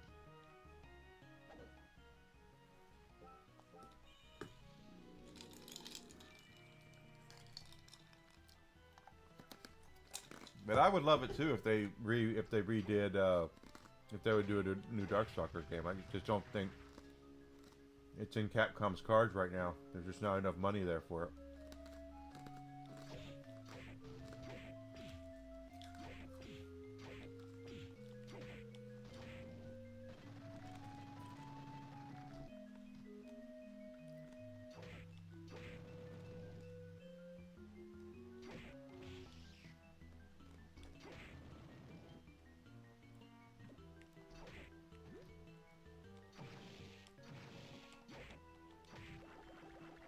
Seeing where we are on the map, that's all. Okay.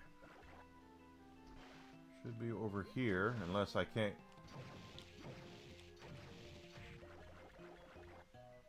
Unless there's a wall here, which is entirely possible.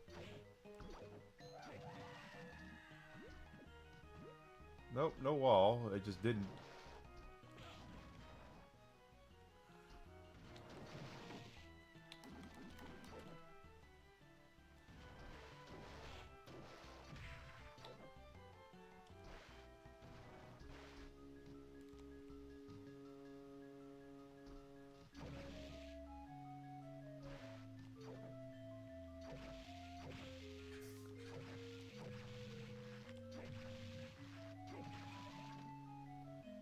That's a weird looking thing. Armor of water.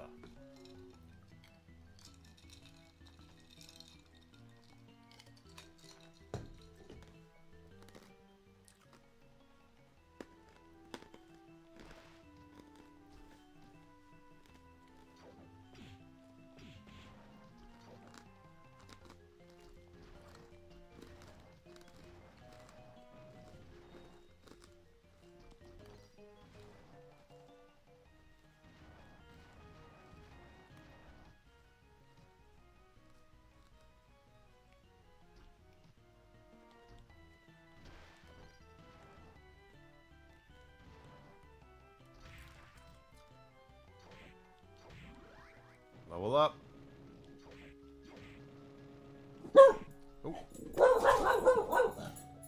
Oh. Whiskey sees something. Or heard something.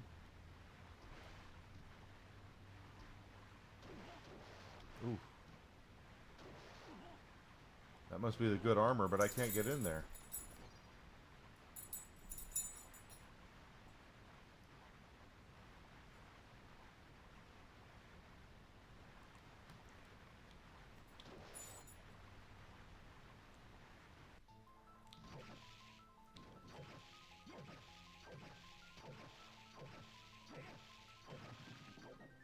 Okay, come on back up.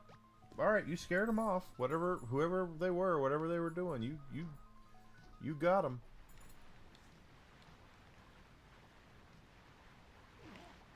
Yeah, there's something there, but I can't get to it. I have to have a different skill for it, I guess.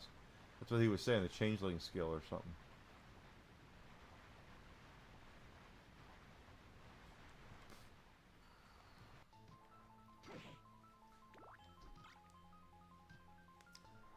Okay, that is a funny. They either did that on purpose, or they didn't.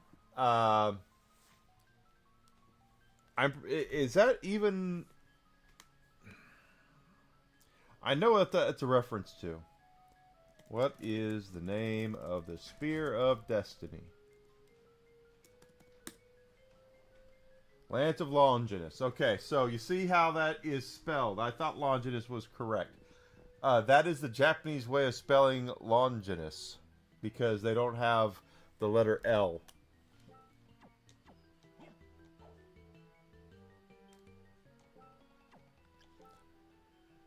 And the Spear of Destiny is, if you don't know, the name of the spear that pierced the side of Jesus during the crucifixion. So it's considered to be a very sacred and holy relic because of the fact that it does contain the blood of Jesus Christ.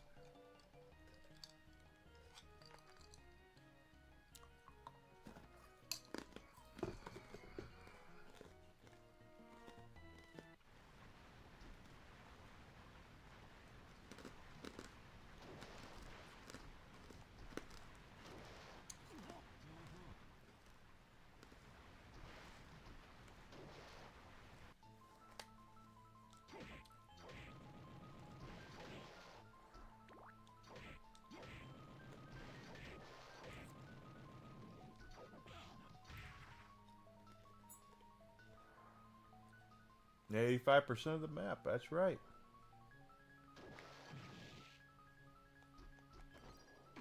Okay.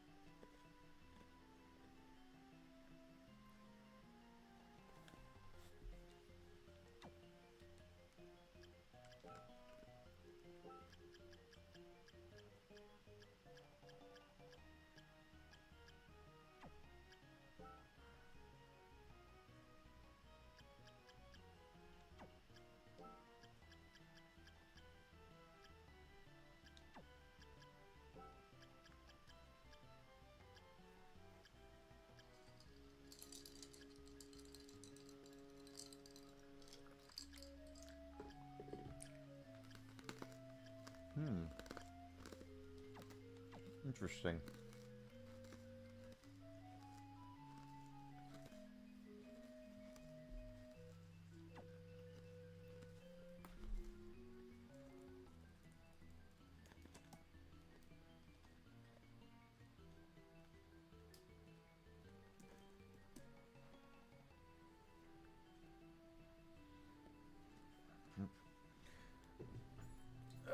Guys, give me 1 second. I have to take a quick little bio break.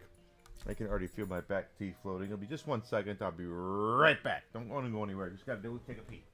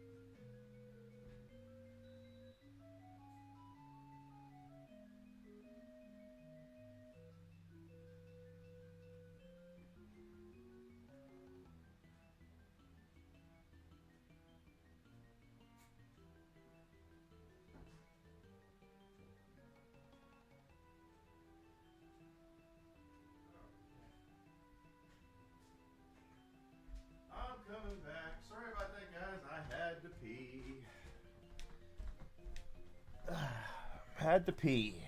Sometimes you tap into that second and third bladder and... Ooh, that's not good.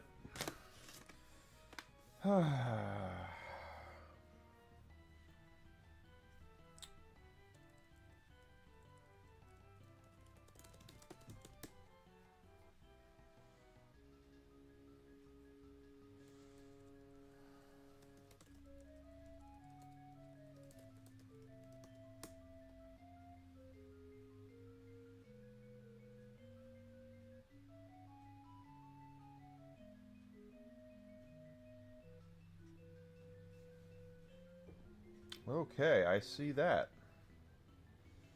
Which I did not know. Very interesting.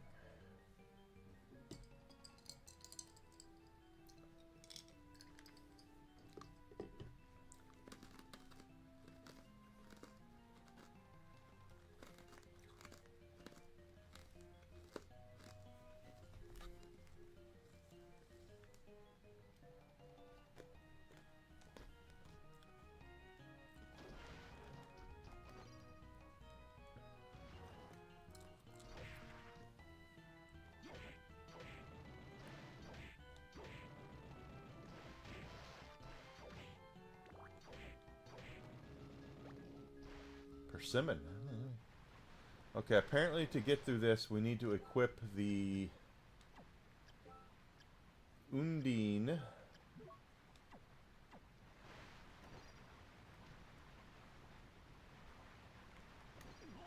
Oop, wrong button.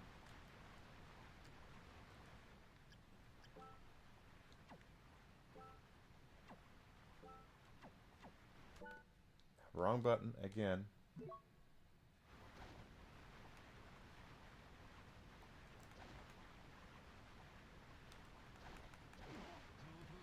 That's not right.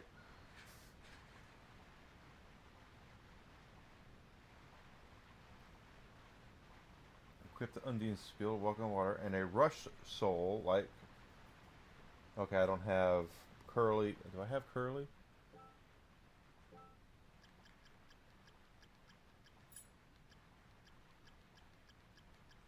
I don't. And I don't have... Oh, I do have Curly. Okay.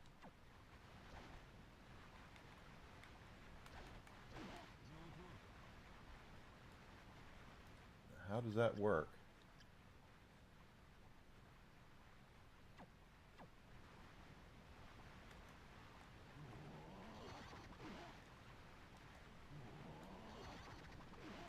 It says that work. It's supposed to work. And it doesn't work.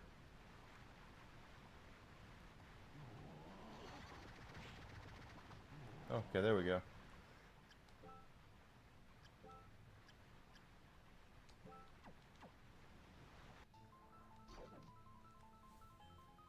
This is supposed to be a forbidden area.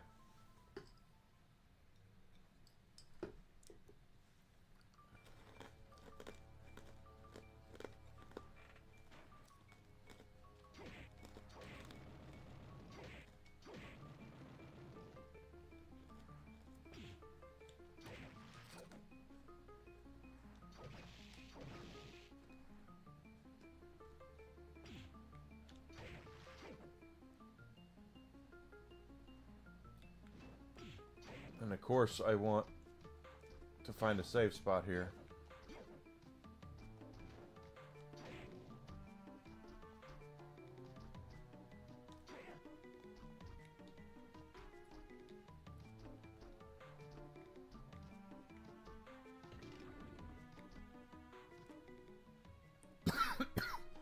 Or close to here. That's what I get for drinking.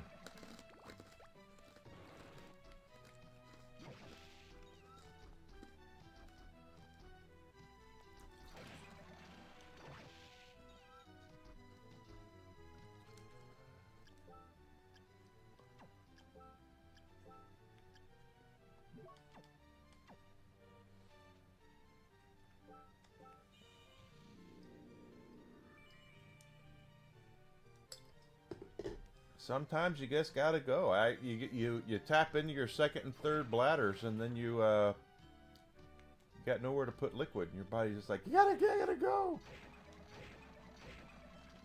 I had to go. All right, so now that we have that, we can explore this place a little more with a little more freedom. Oh, come on. You bastards.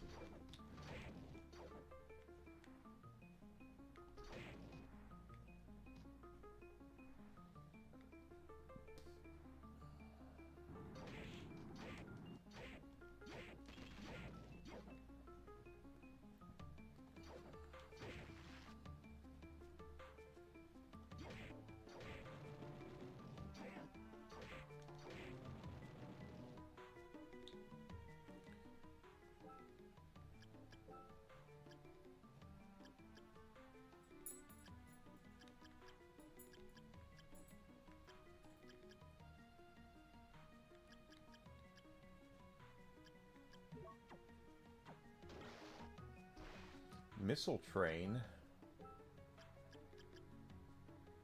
Sword carved from a sacred tree. So it's a wooden sword.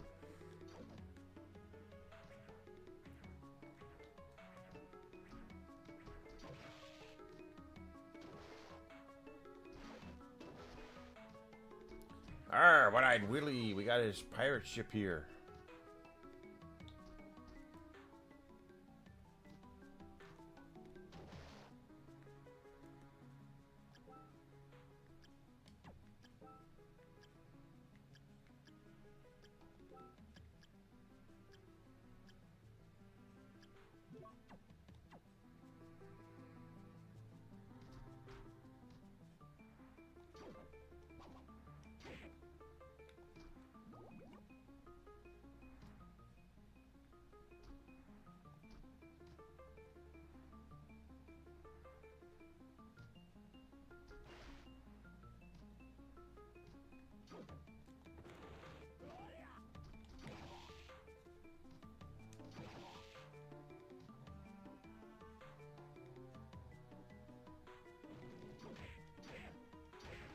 So far, these guys have been... We've seen all these enemies before, so this is not...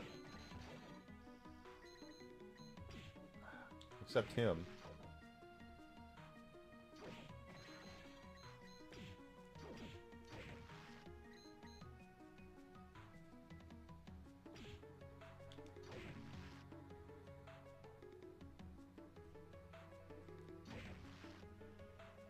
I think I saw him.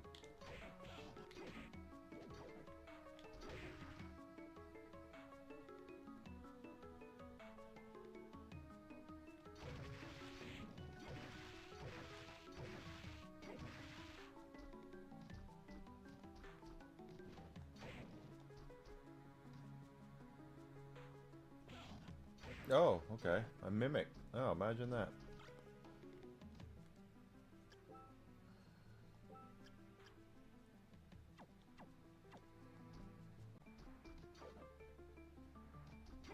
So, I thought the best sword in the game was supposed to be down here.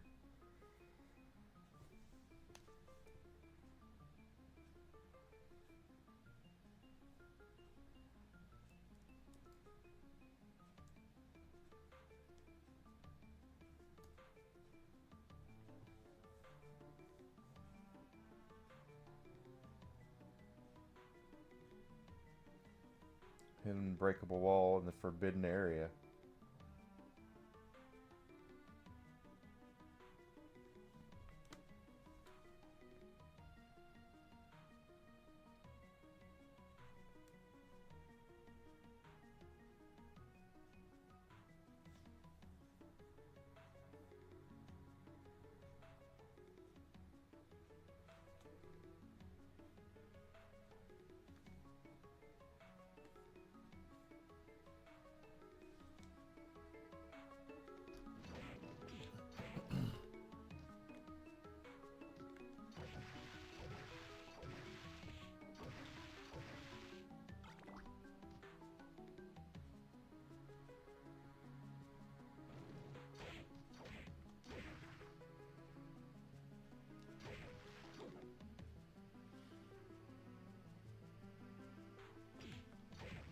Still fell for that.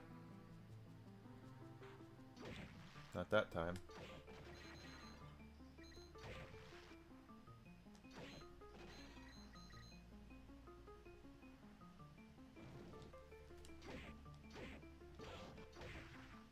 And they're not hurting either, so...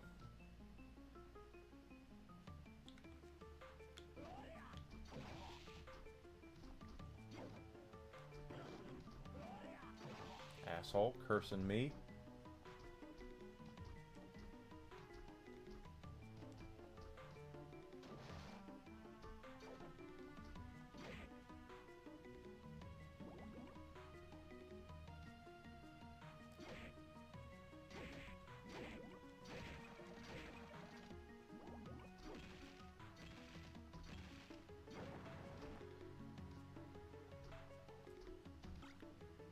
That's it.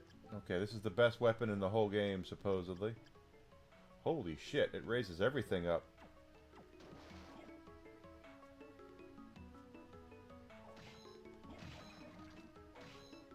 And it's fast, and it's... wow.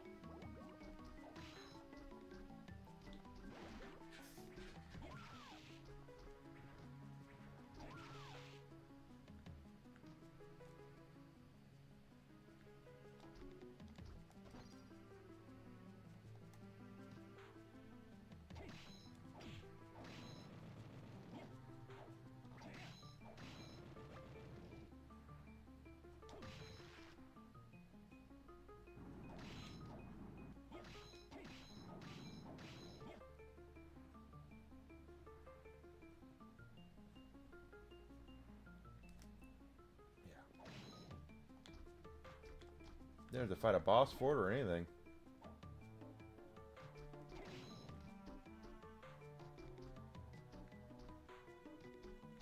Plants do need to be watered, yes. Don't want them to die because they can't do it.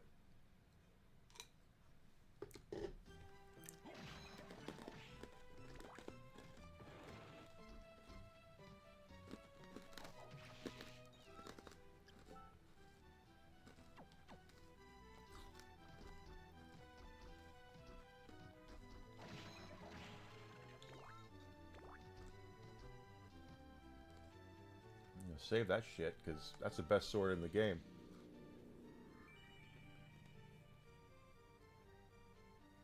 Because that's what I do. I say I get the best weapons and hopefully shit in the entire game.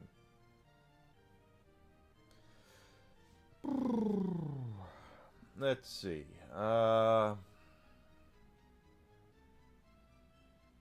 90% now.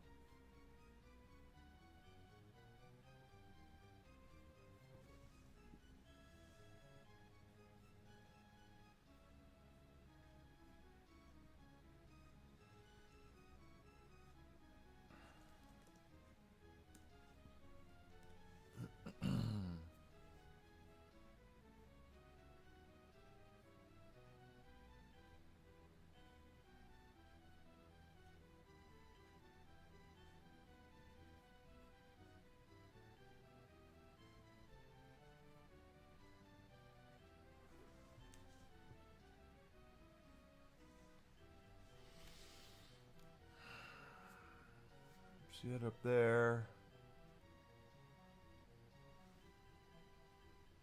Well, let's pop it around here and get back to where we can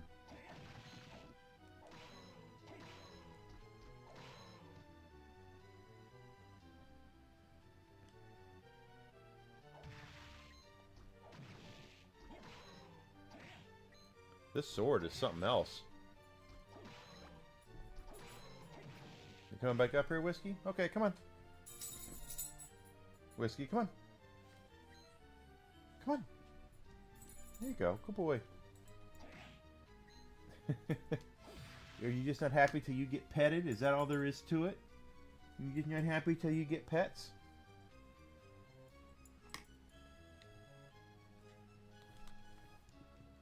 Good boy. Yeah. You were protecting us. I think you heard the doorbell or something, and you were protecting us from what evil lurks in the hearts of whoever.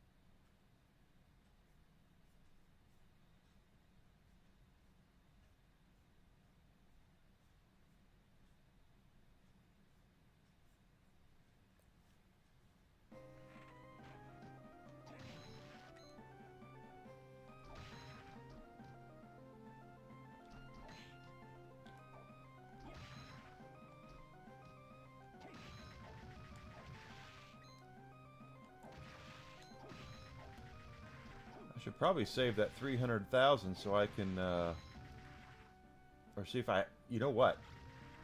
I know what to do now. We have the best weapons. We have the weapon. We have the best armor. Let's go sell as much shit as we can to see if we have enough money for that so we can get souls more often.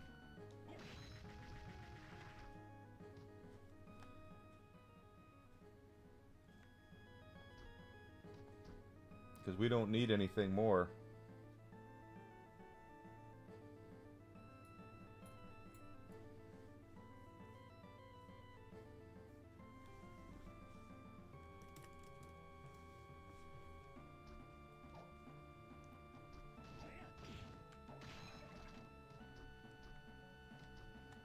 This room, it's not up here. This next room over.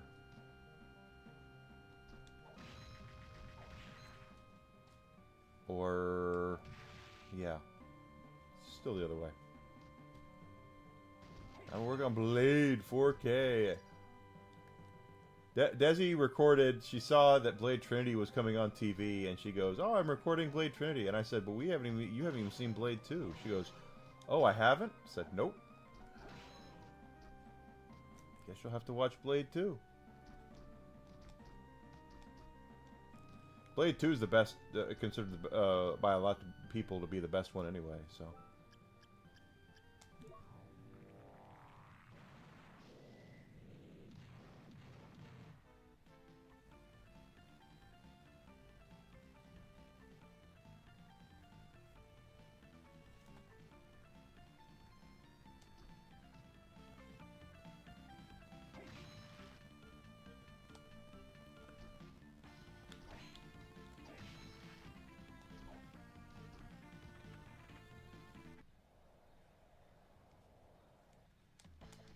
So,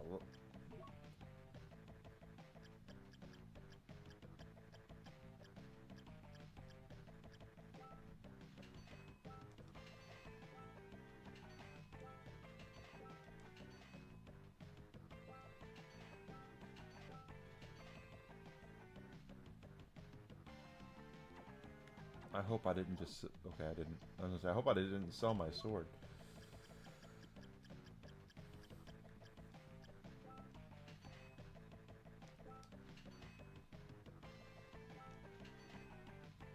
Nope, keep that.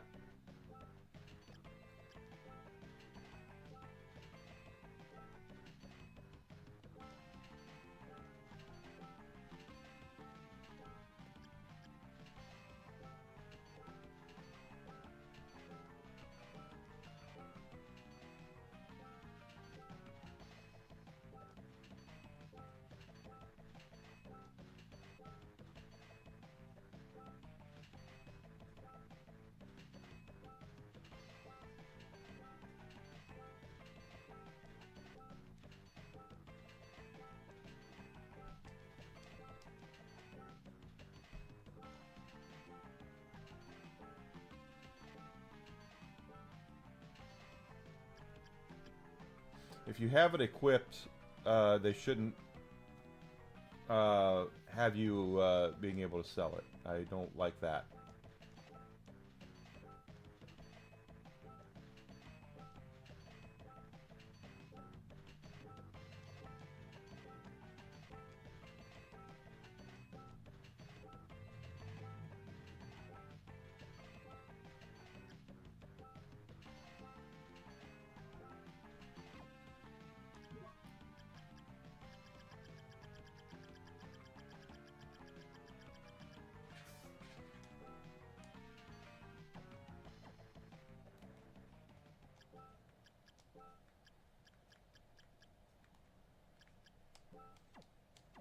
Here we go, baby. Let's save the game now.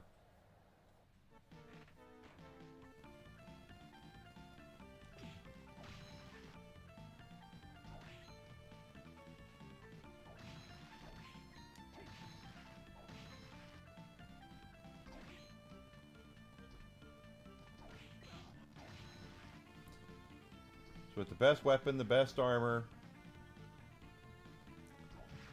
and we have the Soul Eater ring, so hopefully ring souls will appear more often.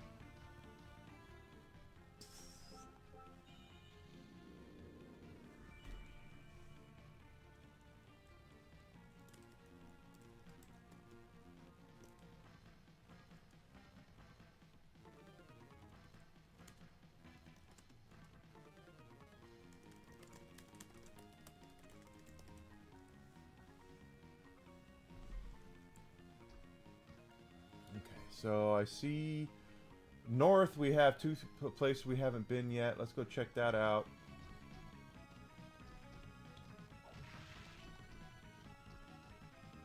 And I do want to see about see if we can get some of these souls we have that have been kind of Pixels are such a disappointment.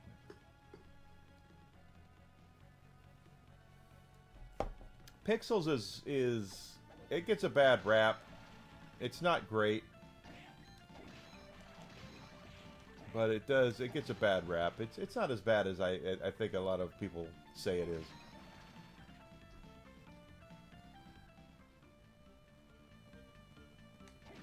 That being said, I wouldn't be like tell people go see Pixels. You know, I wouldn't say it's so good, you have to see it. No, I wouldn't say that.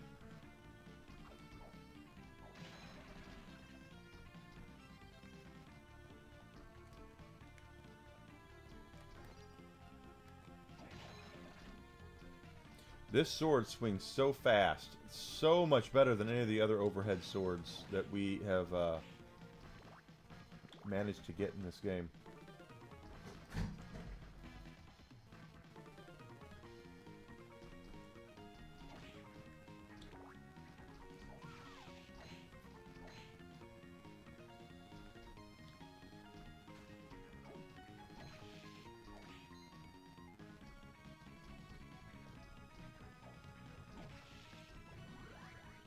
Go. Don't think we really need money anymore, but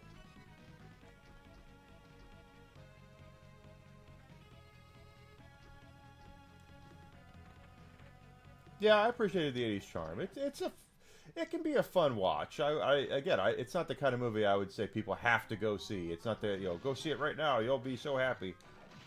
But you could do a lot worse with a couple of hours than Pixels. Hell.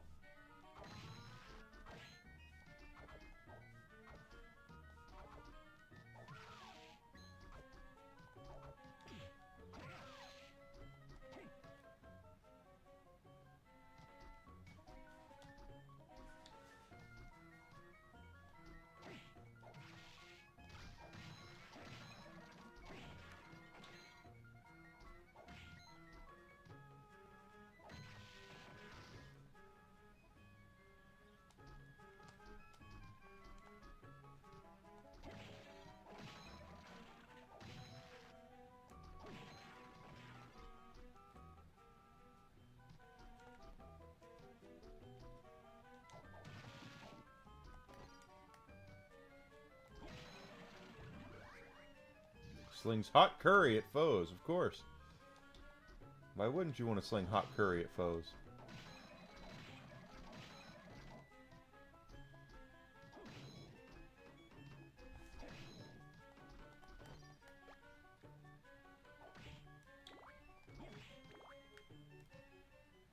99.5% of the castle now.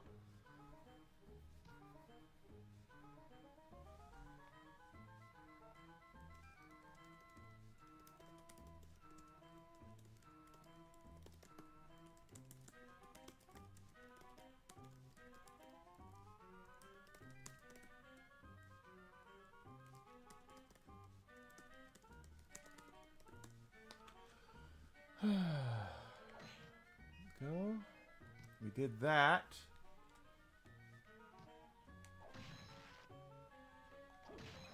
That guy's been a holdout. I've killed a lot of that guy. He's not dropped a soul yet.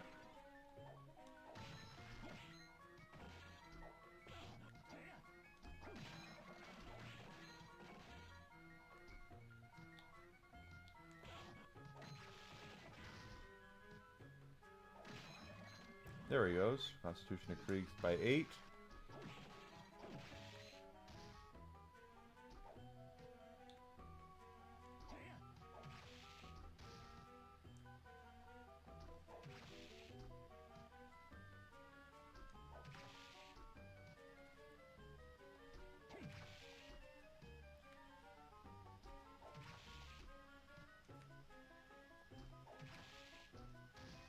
He is stingy with his soul, that's for damn sure.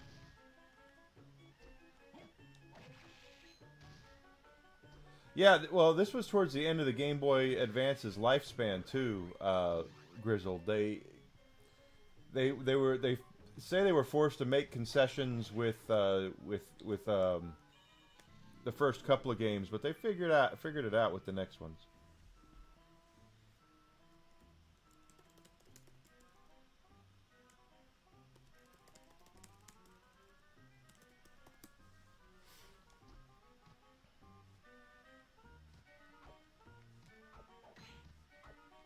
We can look at this enemies, the soul sets. See, Killer Fish and Peeping Eye we don't have yet. Bone Pillar.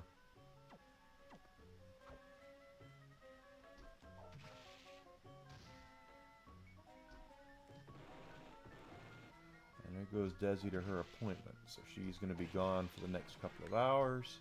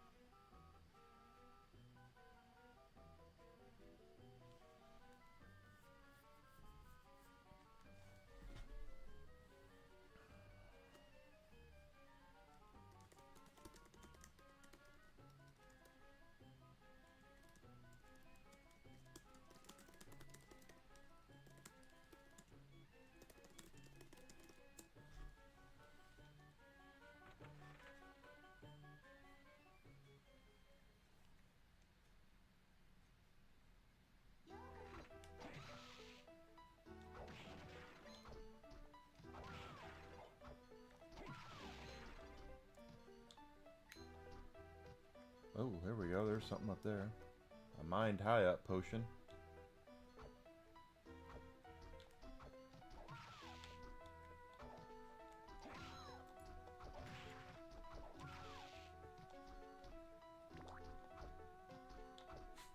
What's the matter, Whisk? Okay, there you go.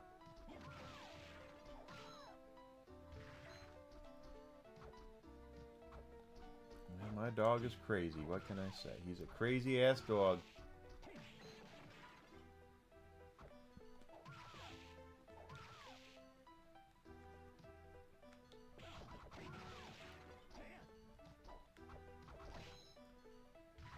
I did see I was... Oh, okay, I did level up.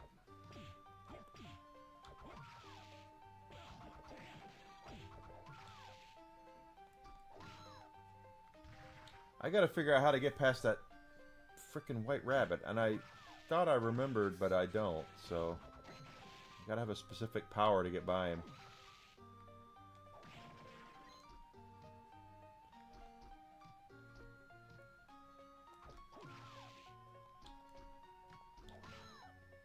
I thought I already had it, but...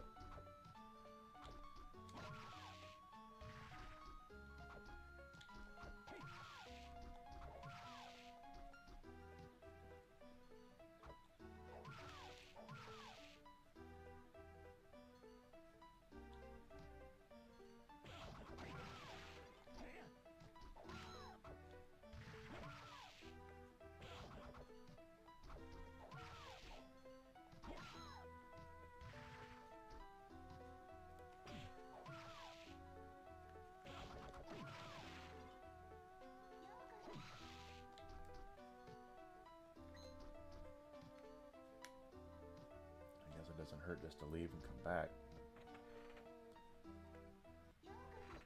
There's a hallway up here with a white rabbit that's got a clock, and if you approach him,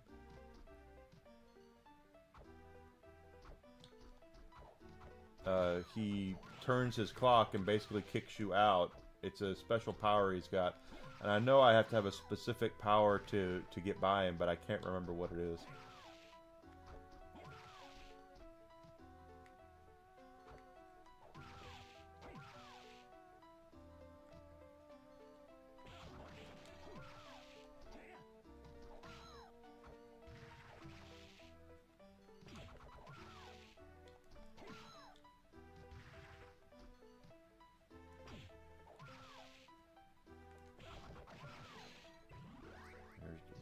Okay.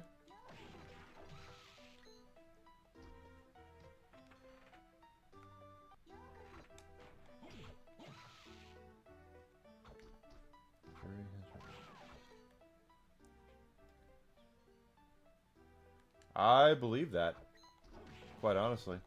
Hey, did you see Johnny Somali?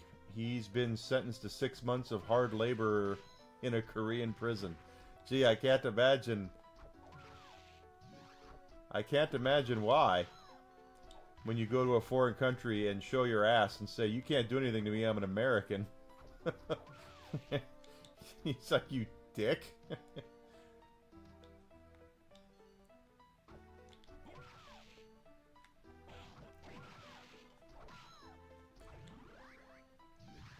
Go.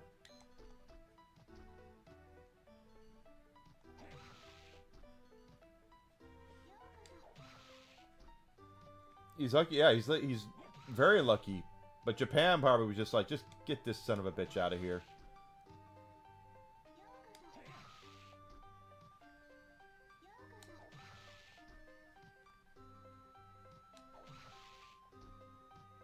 You shouldn't mess around with any country.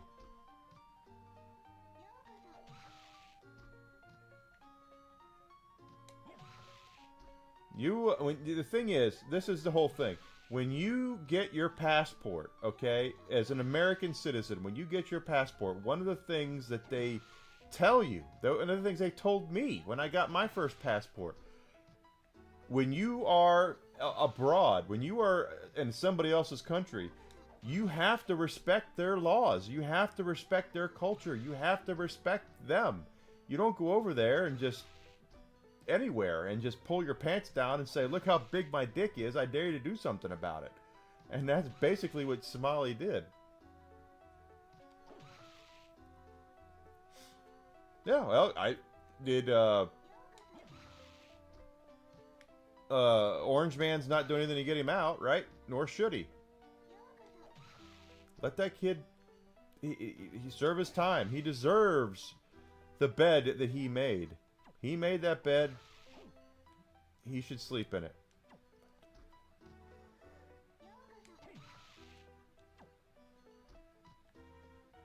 I don't want him extradited. Tell South Korea they can keep him. It's like he's your problem now.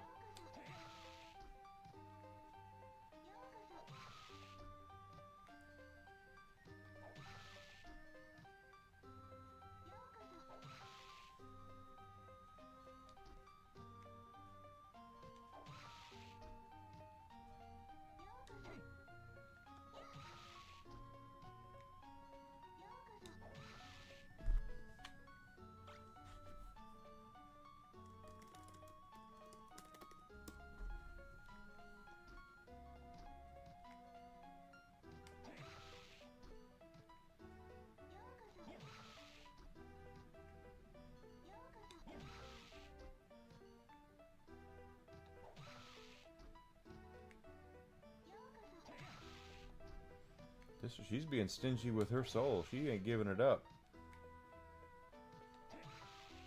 He should be.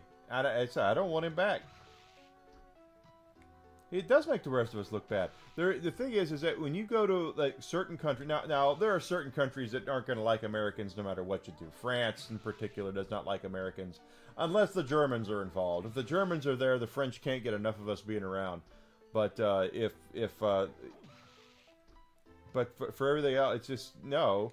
And you know, and there are countries that are like that. But for the most part, you don't go over to another country and you don't show your ass. And that's exactly what he did. You're an American, cool. You enjoy a lot of freedoms that some people across the world don't have. That doesn't mean when you get to their country, those rights still apply to to you. You might not have, you have freedom of speech here. That doesn't mean you have freedom of speech over in South Korea, or you have freedom of speech in Japan, or you don't have freedom of speech in the UK. You don't. You go over there and you now if it's something where something unjust happened, which has happened in the past, then yeah, the president needs to get involved to get you extradited and get you out of there. That's happened in the past. I'm sure it'll happen again in the future. It's not anything new.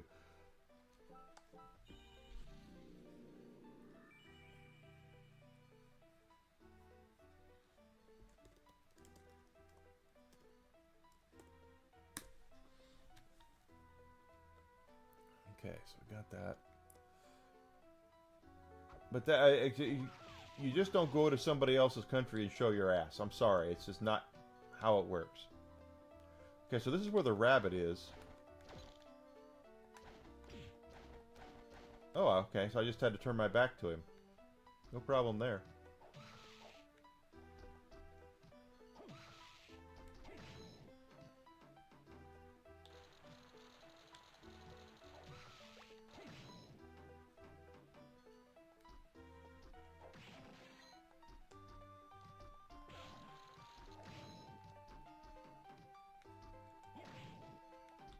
It's just called being respectful. You know, you go to someone else's country, they're there, you know, it's their country. They might, you know, they don't have the same freedoms you do over here.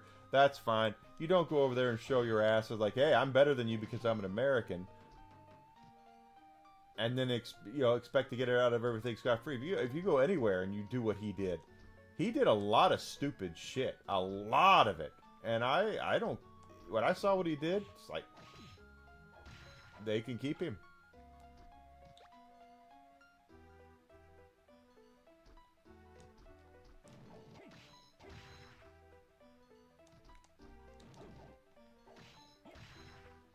Just trying to collect some souls here, guys. That's what we're up to.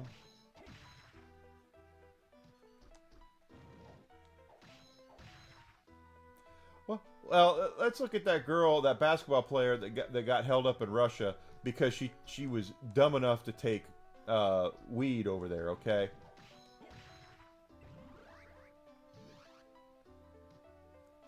Let's just be completely honest here. She's stupid.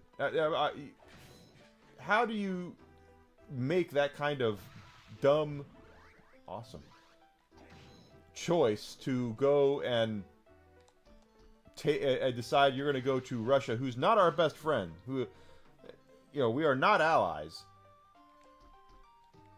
and just go, I'm going to take weed over there, or I'm going to get some weed, and then she gets arrested, and all of a sudden, you know, it's like, how do you do that? How does your brain work in that way, where you're just like, oh yeah, I'll just go over there and get weed, or I'll take weed over there. Of course you're going to get arrested. You have to respect the laws of that country, and weed is not, yeah, it's somewhat legal here, depending on where you are.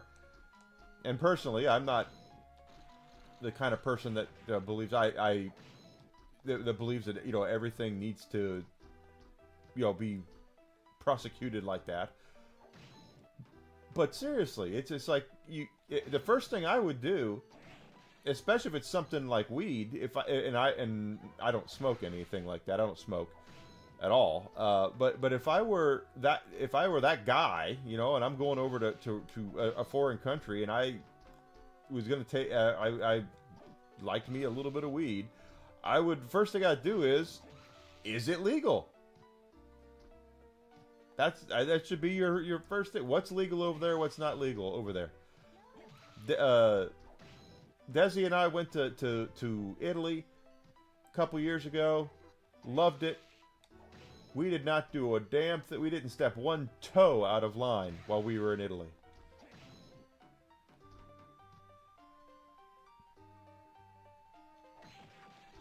But you see these things about people going over to other countries and doing stupid-ass shit, and then expecting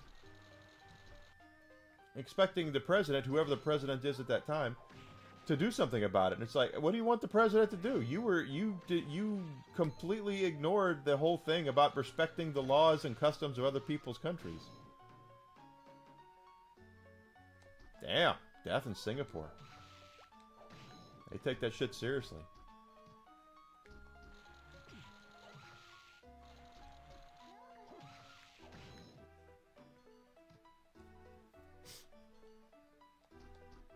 I guess I don't get it. I really don't get it. How you have people who go to different countries from this country and just think that because they're American, they can get away with whatever they want. And yeah, I love my country. This is the best country in the entire world as far as I'm concerned. And I don't care if anyone has a problem with that. Because the point of the fact is that you think if other people think their country is better than us, that's fine. That's your right to think so. I disagree, but that's my opinion, just like it's your opinion. That all being said, when you're on the soil of somebody else's country, you have to respect their laws, respect their culture, respect what's going on over there. You don't go over there and just go, well, I'm prescribed this, or I can get weed in America, so I'm going to go ahead and take weed everywhere I go. It's like, oh, you're really not.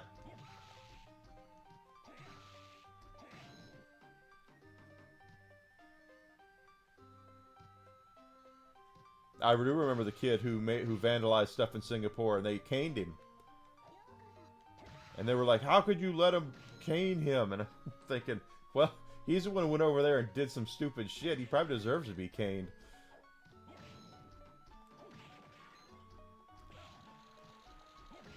I mean, do I think it's a bit much? Yeah, but you know what? If you don't respect the laws of the country, you pay you pay the toll that they prescribe for it.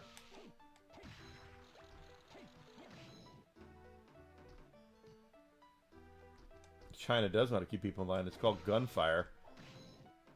There we go. That's what I wanted.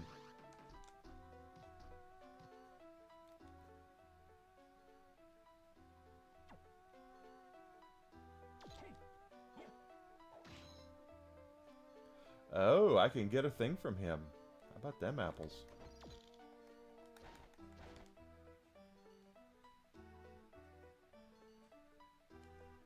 Of course he'll never do it again. He probably is not welcome back there after getting caned. They do extradite people for good.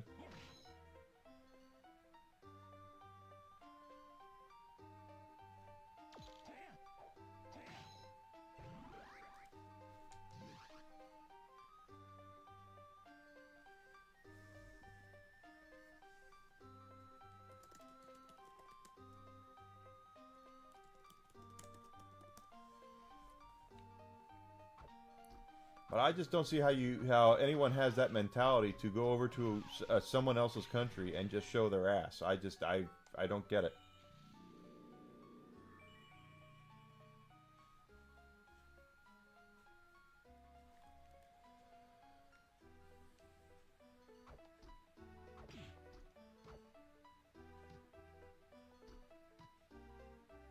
He'll never do it again. You bet your ass he won't do it again.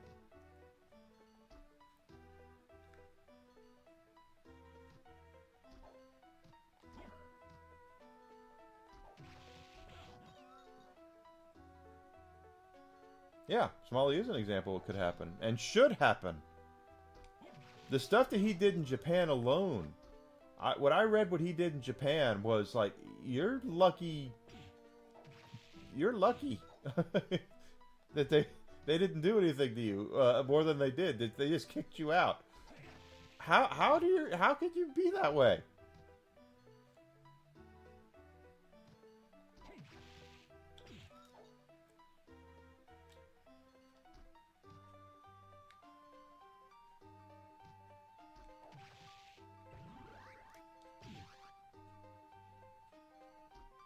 he is definitely an example of what could happen and should happen to anyone who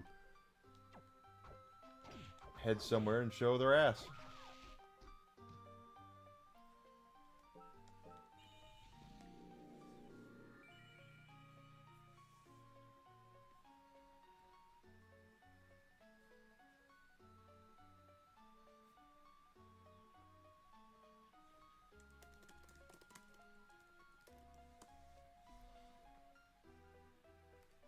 Actually, since Desi's not here, let me go ahead and medicate the dog. Whiskey? He's like, oh yeah, time for a treat. Give me 1 second, I'll be right back. Just gotta medicate him. Oop. Come on, Whiskey. Time for a treat. Whiskey's getting a treat.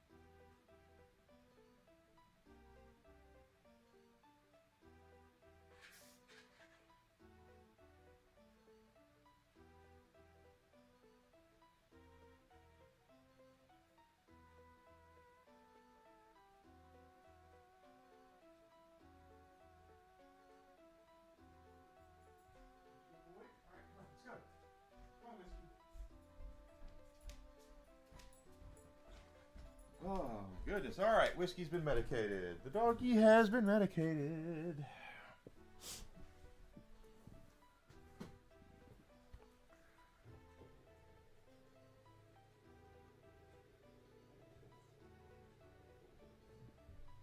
Come on, Whisk. You want to come up here? You want to come back up?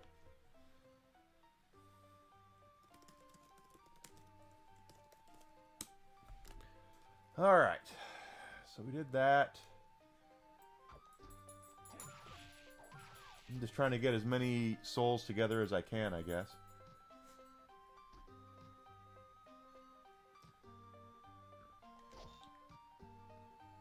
You coming? Come on, Whisk. Come on.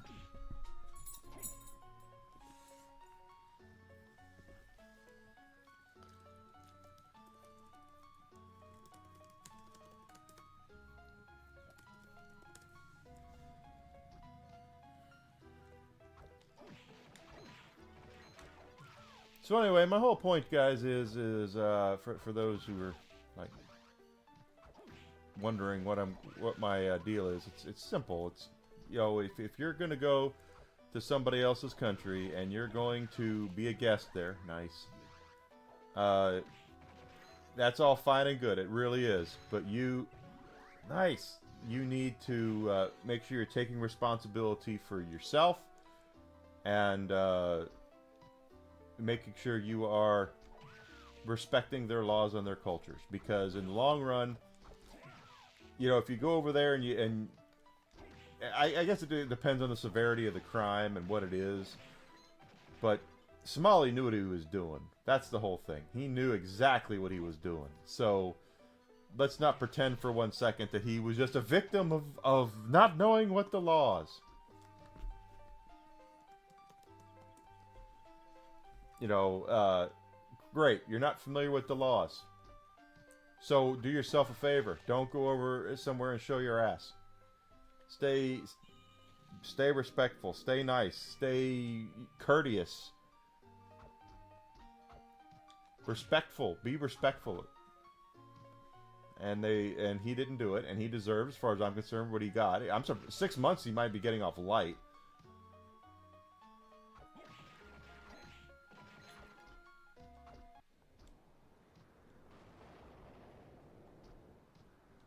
He was. He pushed it way too far. And you're right. What he did in Japan, I'm shocked the Japanese let him out of the country.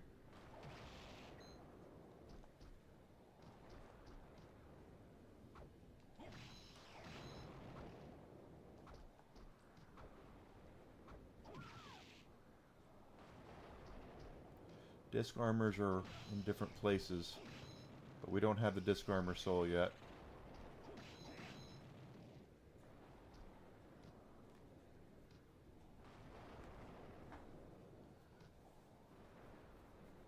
I saw they were doing that. I'm guessing...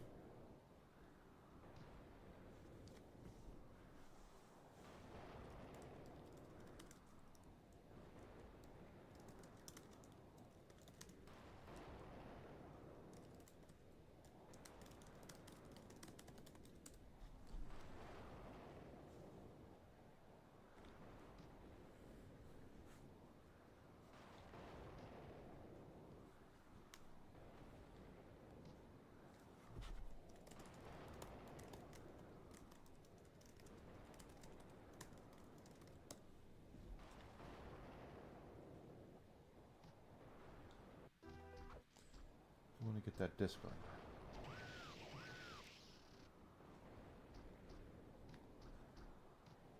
Yeah, well, deepfaker is a thing with AI. Are they getting someone... Is it an AI voice, or are they getting someone to do an impression? That would be the kind of thing I'd almost want someone to do an impression. Level up.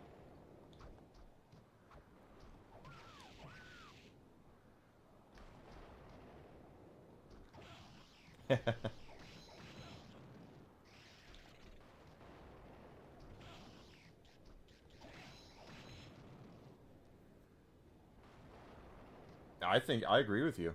I'm sure his family.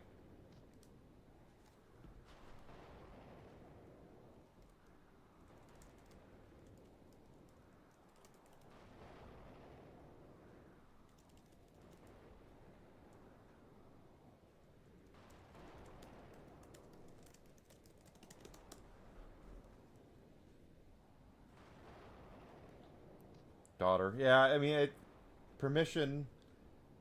How much are they paying her?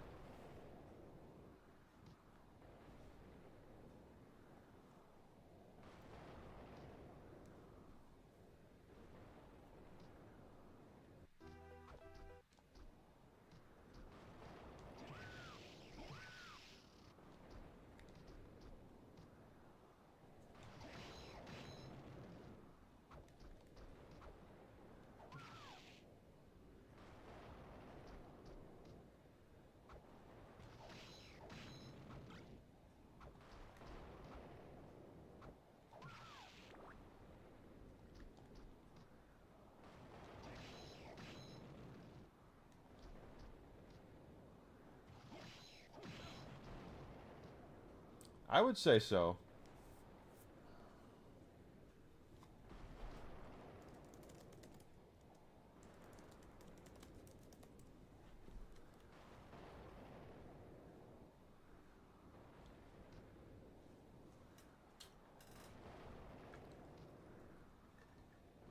That's going to be the next big thing, Alucard. It's going to be AI.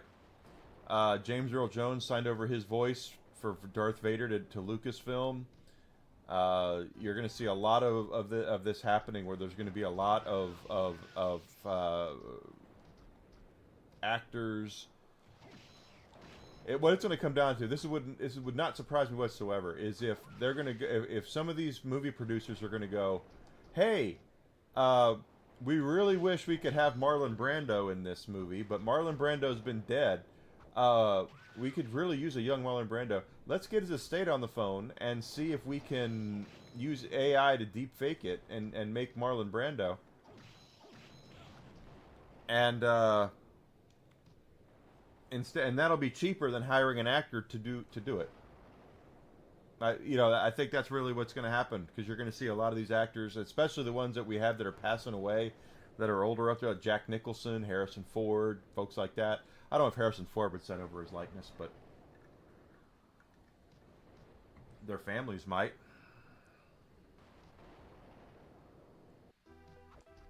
Actors might not like it, but when they're gone, it's unless they specifically put it in their will, which probably should be happening. Their loved ones can sign over the rights to their likeness for just about anything. I was uncomfortable with when I saw Rogue One. Peter Cushing. They did that, and I was like, "What the hell is that?" And Peter Cushing's been dead, so they put him in the movie, and I thought that was weird. And they did the same thing with Carrie Fisher. Nicholson's an awesome actor. He absolutely is.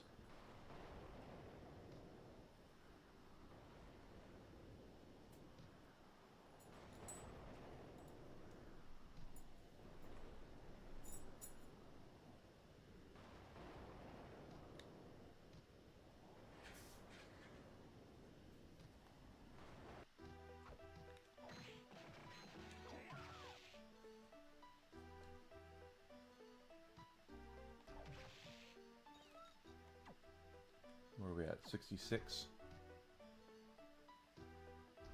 It wasn't good. It was voiced by her daughter, so that part I get. But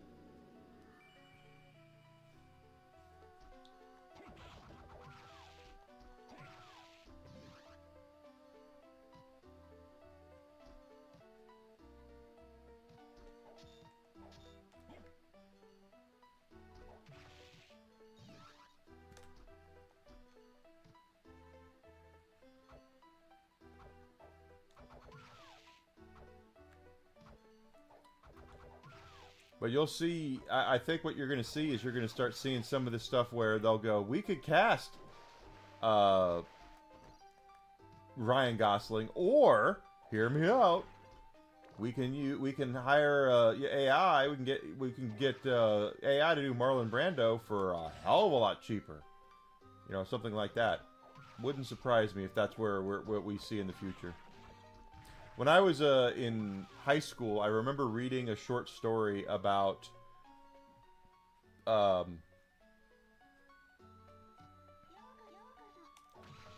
sports. There was a sports story about how there were computer programs now out there at that point. And again, this is very kind of meta when you think about this, where people who wanted to see what it would be like to see the 74 Steelers take on the 88 49ers could do that. That they could actually do that and see who would win. And that was taking the place of real sports. And that the Super Bowl had nobody in the stands because everybody was at home instead messing around with their computer program. Alright, there's a killer doll. That's what we want to do. Kill that.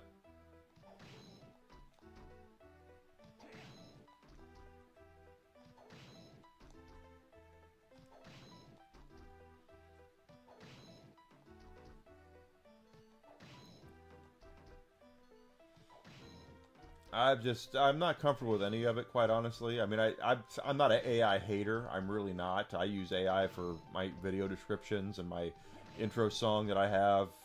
My walk-up music is AI. But I'm not taking food out of anybody's mouths by doing that. I would either have that, or I wouldn't pay someone to do it. So it's because it's just too expensive. And it's pennies on a dollar for what I paid. For someone who doesn't have a lot of money, that's pretty nice. But nice. We have to come to the.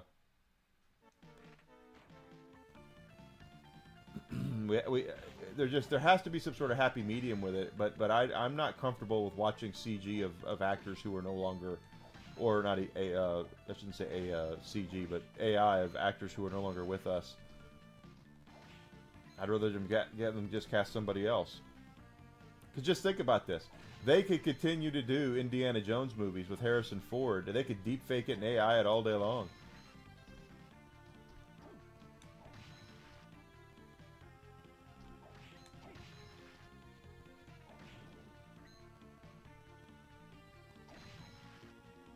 Gotta be a better place to hunt those peeping eyes.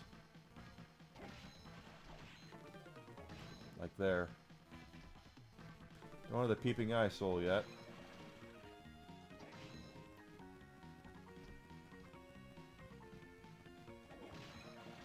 Well, they've already... If they're willing to ruin the legacy of their IPs, they're damn sure willing to ruin the legacy of actors and actresses. That's nothing for them. They would rather step over an actor or actress than if they thought it would make them a buck.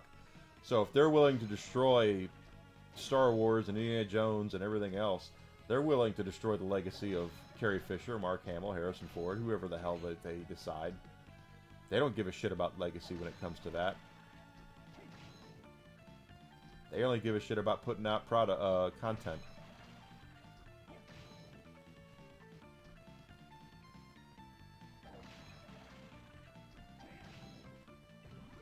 There we go. Identifies breakable walls. That's nice.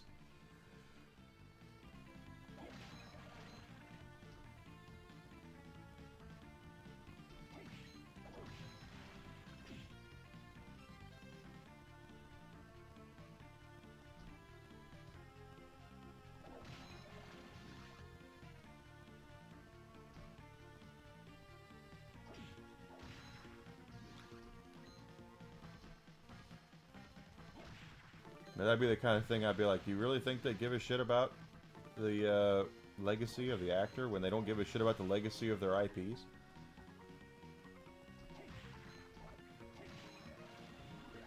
Nice.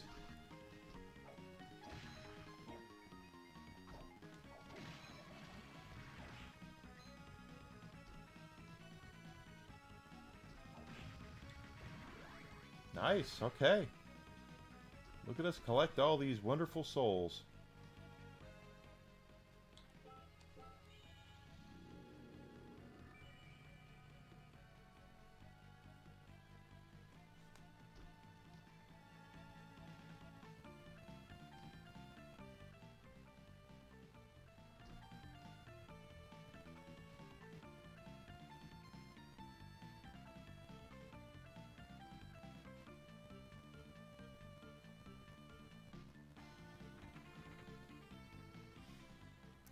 I might have all of these, but we're going to find out. I know I have the ghost.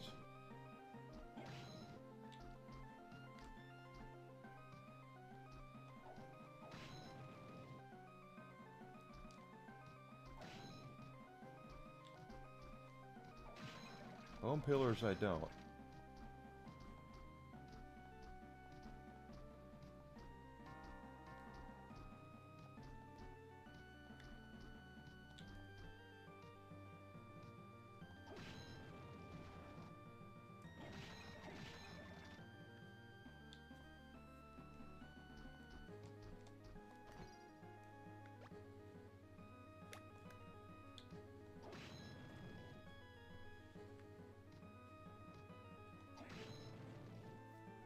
Better places to farm bone pillars, I think.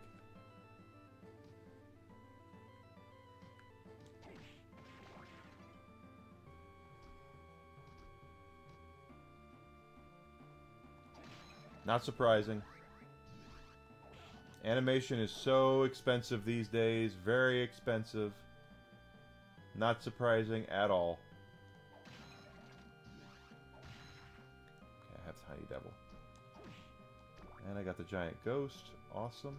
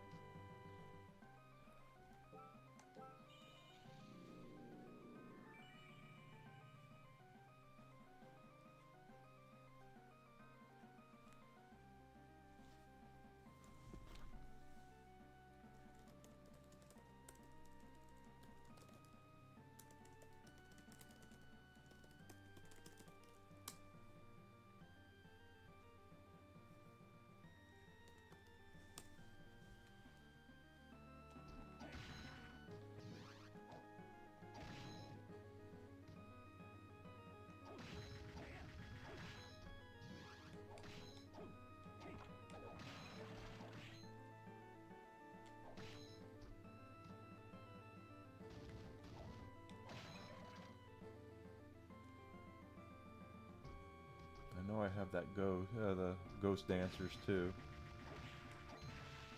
Flea Man I don't have, oddly enough. That's kind of... Now I do. I was gonna say, it's kind of surprising I don't have the Flea Man.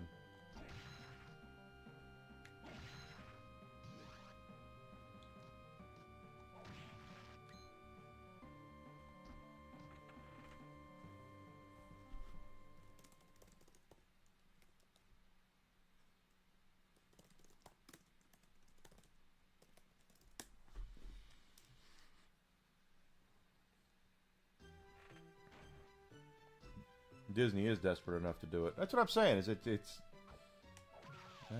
got you. Is that if a company is willing to destroy their IP to okay.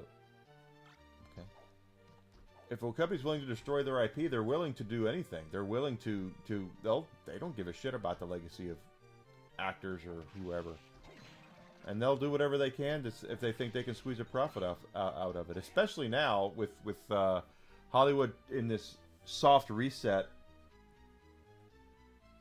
That's right. Wait till I meet the rest of the Red Hot Chili Peppers.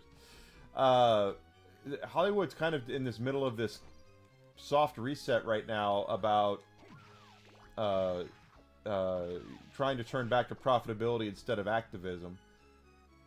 And they're not going to give a shit about, look at like Jane Fonda. Nice. God.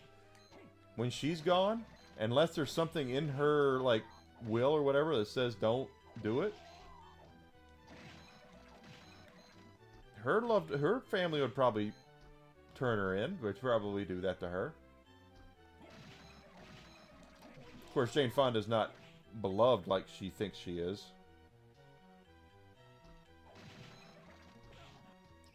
They get away with a lot of stuff in Hollywood. Yeah, Jane Fonda is about as nuclear heat as you can have. And but she doesn't think she is. She still thinks that she's pretty freaking amazing.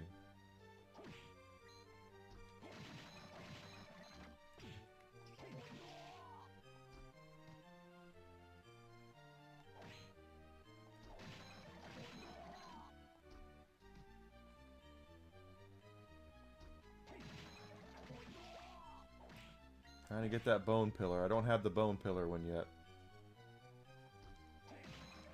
Yes, she was surrounded by yes men, and hell, she was surrounded by Ted Turner for a long time. It always kills me that these folks that always don't like capitalism and say capitalism is evil and all that sort of stuff sure seem to profit a hell of a lot off of it.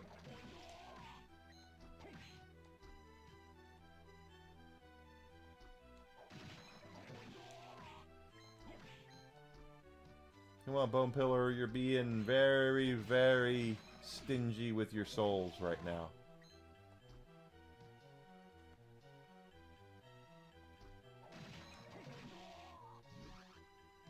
Evil Butcher's not, but you are.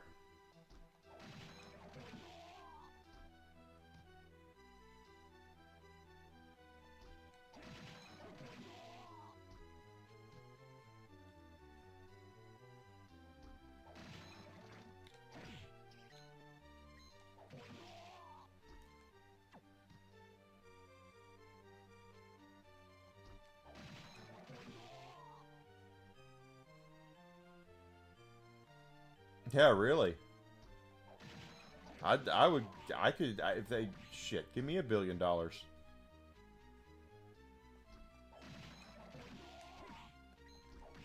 No, instead they're going to sit there and tell you that how evil it is to have that kind of money, and then they're going to make that kind of money and act like, well, it's because you suck.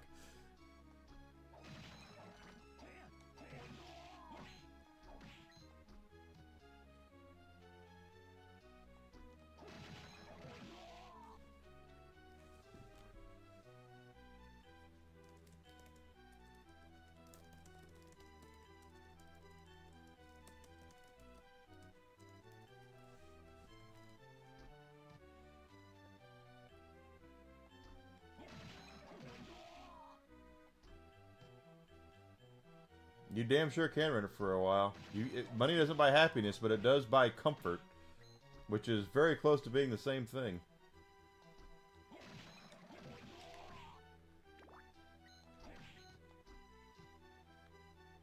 But they're all hypocrites. That's the whole thing. The funny thing is, the only one who's making any sort of sense about anything when it comes to money in this day and time is the guy who's got more of it than anybody else, and he's not saying anything. I mean, he's crazy, but he's not. He wants everybody, or at least he acts like he wants everybody to share in what he's doing. And make money, but with the way that it's currently rigged, there we go, bone pillar. It's not going to happen with the way it currently is going. It is. It's all rigged to where they don't let you in.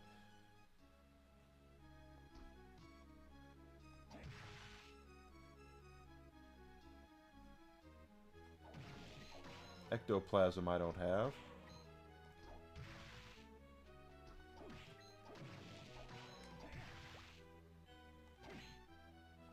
And I believe there's something else over here I don't have. There's ectoplasm here. Yeah, and that bowl, I don't have that.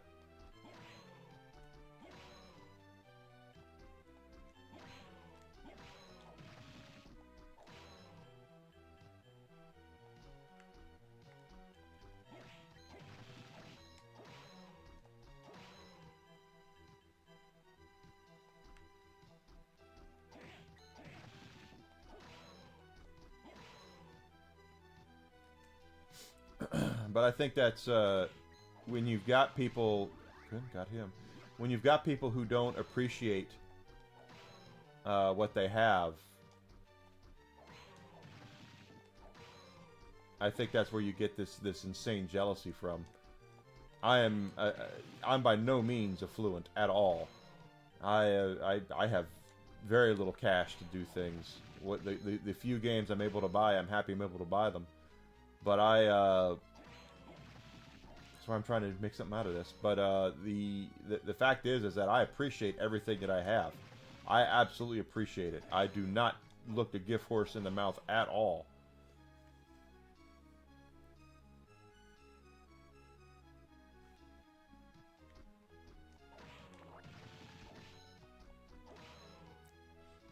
And I don't think a lot of people are like that. I think we have a lot of people today that are about victimhood mentality.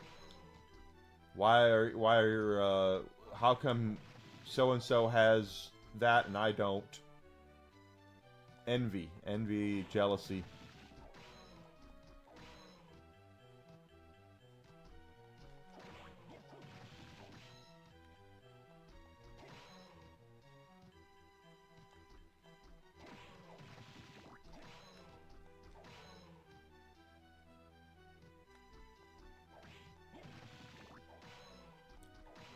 Well, you know, the funny thing is, if you think that we have it bad here in the United States, do yourself a favor.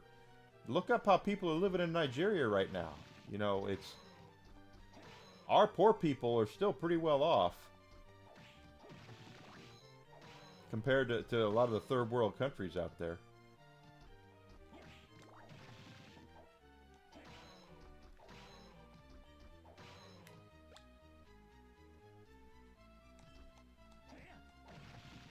But instead we have people that are obsessed with what they don't have.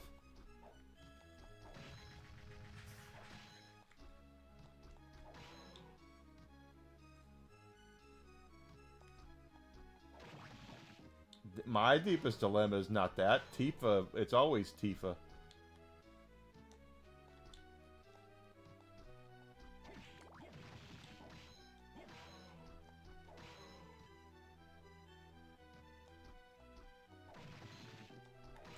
I was Team Tifa since the very beginning. Yep. Since the very first Final Fantasy VII, I was Tifa all the way.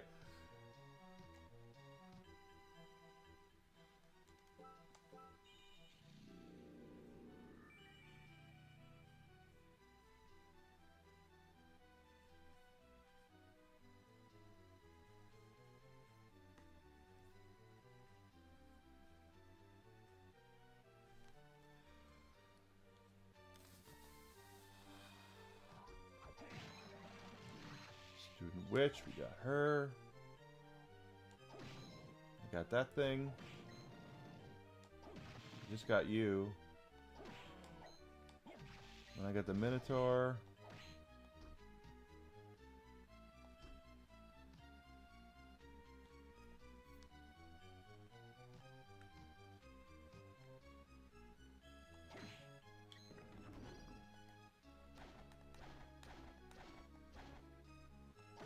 I completely forgot about this area.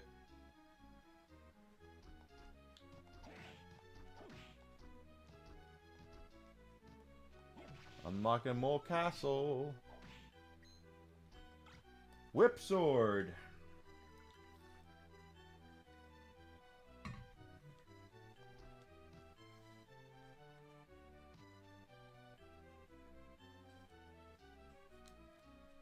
%91.1% now.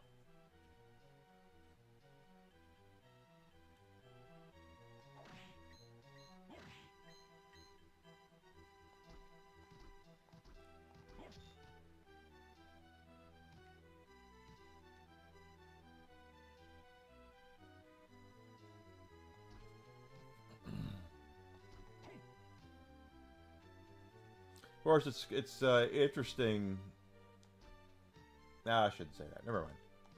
Lost track of the train of thought anyway. Ah! Ah!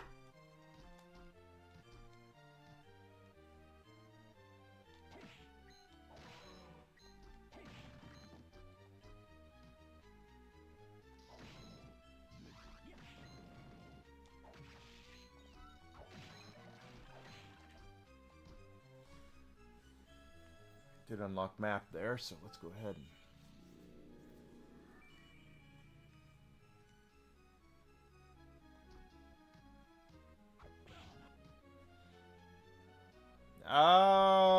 Probably. Hell, I think the Game Boy Advance they considered 32-bit.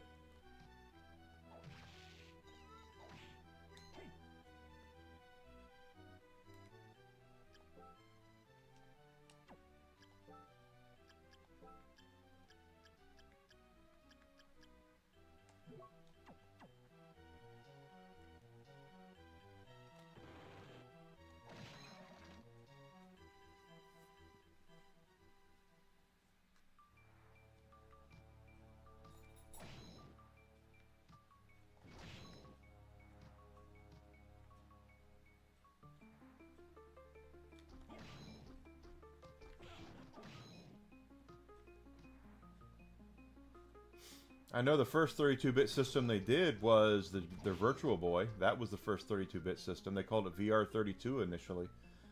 And I think they did it because they had well, they obviously they developed it, but Gunpei Yokoi developed it. But they had just delayed the Nintendo Ultra 64. They were going to call it the Ultra 64 initially, and they had to change it. But that was their and they had delayed it, and their kind of holdover was the Virtual Boy. And of course, it sucked donkey balls, so it didn't last very long. Leave it to Nintendo though to take a failure like the Virtual Boy and turn it into something that people have been buying stuff for.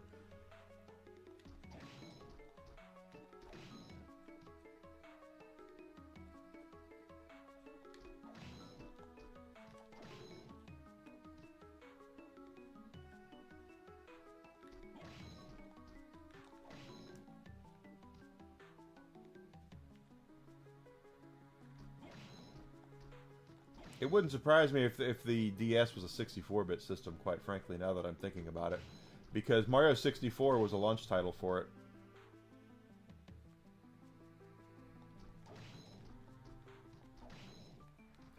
They didn't have the screen resolution, because it still looked like...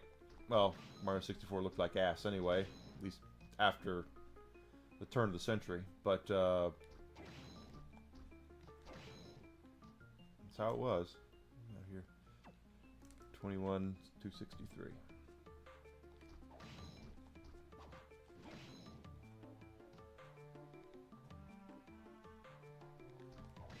DS has 2 processors. There's 2 screens, so I guess that would make sense.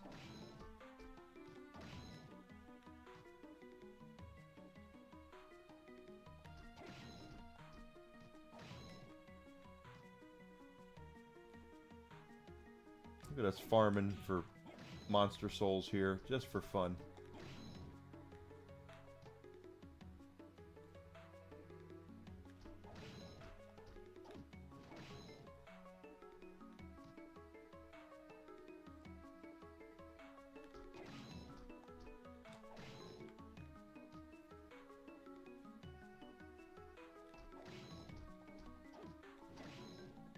I know for a fact that the Virtual Boy was 32-bit, and I want to say the Game Boy Advance was also 32-bit. The Game Boy Advance got a lot of people's attention. A lot of companies, when Nintendo announced the Game Boy Advance, were really, really excited for it, including Square Enix, who had was wanting to come back to work with Nintendo, and the head of Yamauchi, I think his name was, the head of Nintendo was like, "No, Square, you're not allowed to come back." He denied Squaresoft from coming back to make things for the Game Boy Advance because he was so pissed off that Square had left for PlayStation.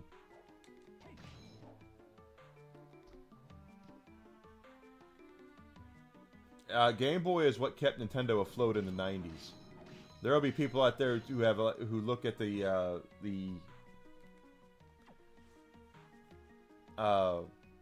15 already? What is this thing worth? Who look at the the N64 as like being this great console, and it had some really nice memories and stuff like that, but the N64 did not make Nintendo money. The Game Boy is what kept Nintendo afloat through the late 90s, by far.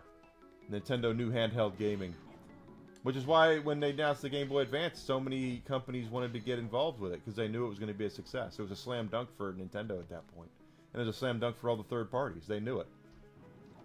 They could put quality content on there, they were going to be fine, and they did. Companies made a whole shit ton of money off the GBA.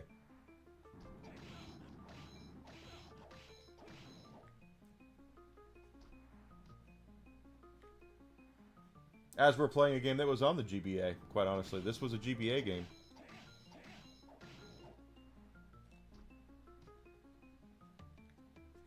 The N64 controller is actually really hard to use now. Yeah. I tried to play GoldenEye on the Virtual Console, the Switch Virtual Console. I can't do it. The controls are really bad. And I know that's what we had to get used to with the N64, but now it's like, I'm just going to go play something else. I'll go play Borderlands, I'll go play another shooting game. I don't have to play...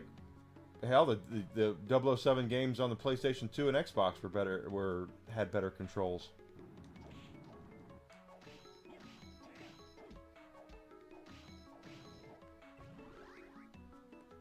Excellent.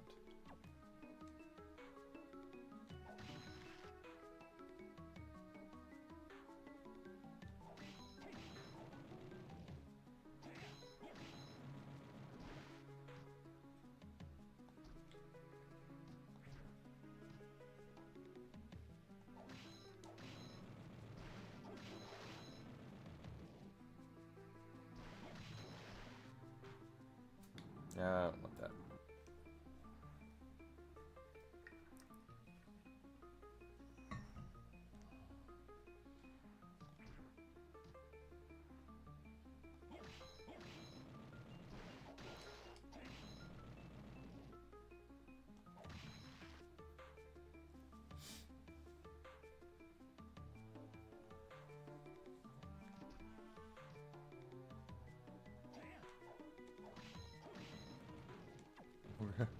More levels up by trying to grind monster souls down here. PlayStation controller was more comfortable. The original PlayStation had 3 iterations of controllers for those who are unaware, they did the awesome. The original one will look similar to this without analog sticks on it. In fact, just take a PlayStation 2 controller and take the analog sticks off of it, and that's what the original controller was. Then they decided to do analog sticks, and then they decided at the end to do DualShock because, of course, Nintendo was doing it. I wish I was making that up, but I'm not. Nintendo, Sony and Microsoft did everything they could to copy Nintendo at every chance that they got. So if Nintendo farted and it smelled like green apples, Sony wanted to know how they did it so they could also fart and make it smell like green apples.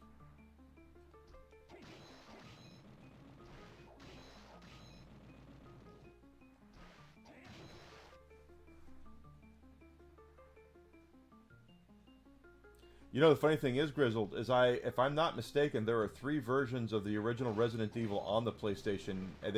Capcom released one for the original one for the regular controller. Then they did one that used the sticks, and then when the DualShock came out, they did a DualShock edition.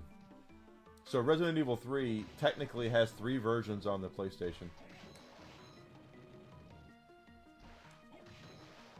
If I'm not mistaken.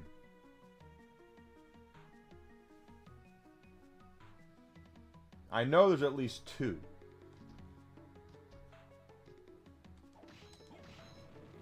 Because Resident Evil had its what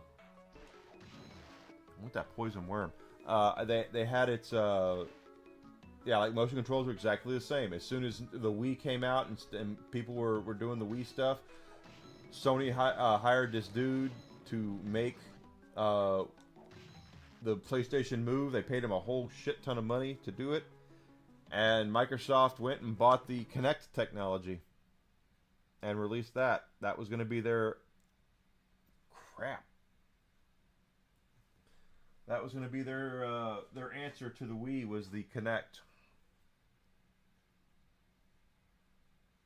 And I'll remember this forever. Is that when they were first showing off the Kinect, Microsoft's shows were always very scripted. I don't know at E3. I don't know if anyone remembers them, but they were so scripted.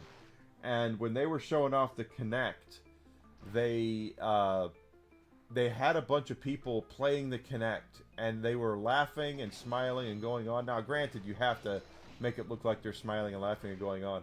But I remember watching it going, they're acting like they're having fun. It's like they're not actually having fun. They're just acting like they're having fun. Because the Kinect there was not a lot of good games for that damn thing.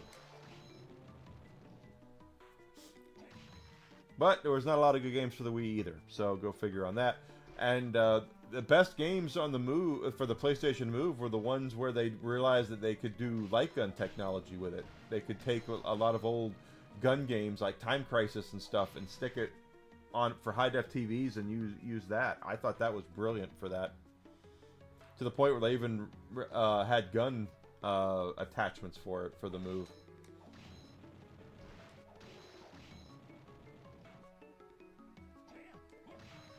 I'm still a proponent of the bowling. I do the Kinect bowling is good. The Wii bowling is good. I do like those. My problem with motion controls came into the fact that when they started doing, well, now you can swing through you can actually use your arms and swing through the city as Spider-Man, and I was like, that sounds really fun for about 30 seconds, and then I'm going to sit down and play the game.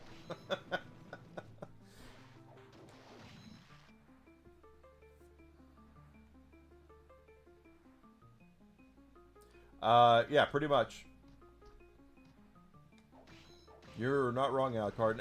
But of course, Neo Geo was at least twice the price of the Saturn, and the games cost more than the Saturn did. This actual console, the Neo Geo games cost more than the actual Sega Saturn.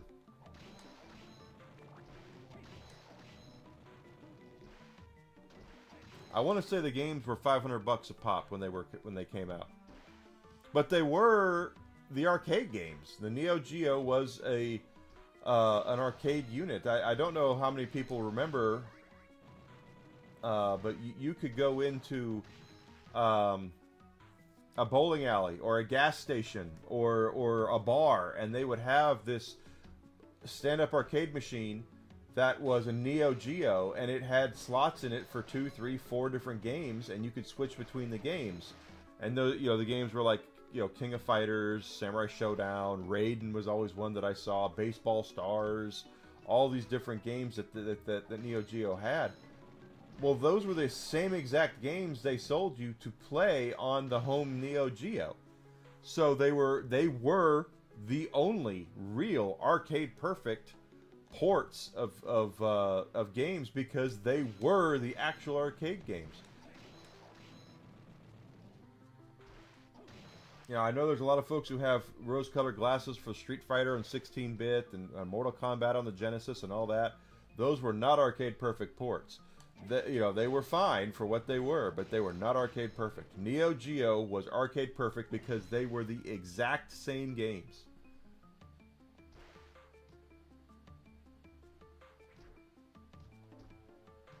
On an exact same hardware. It just was expensive as frickin' hell.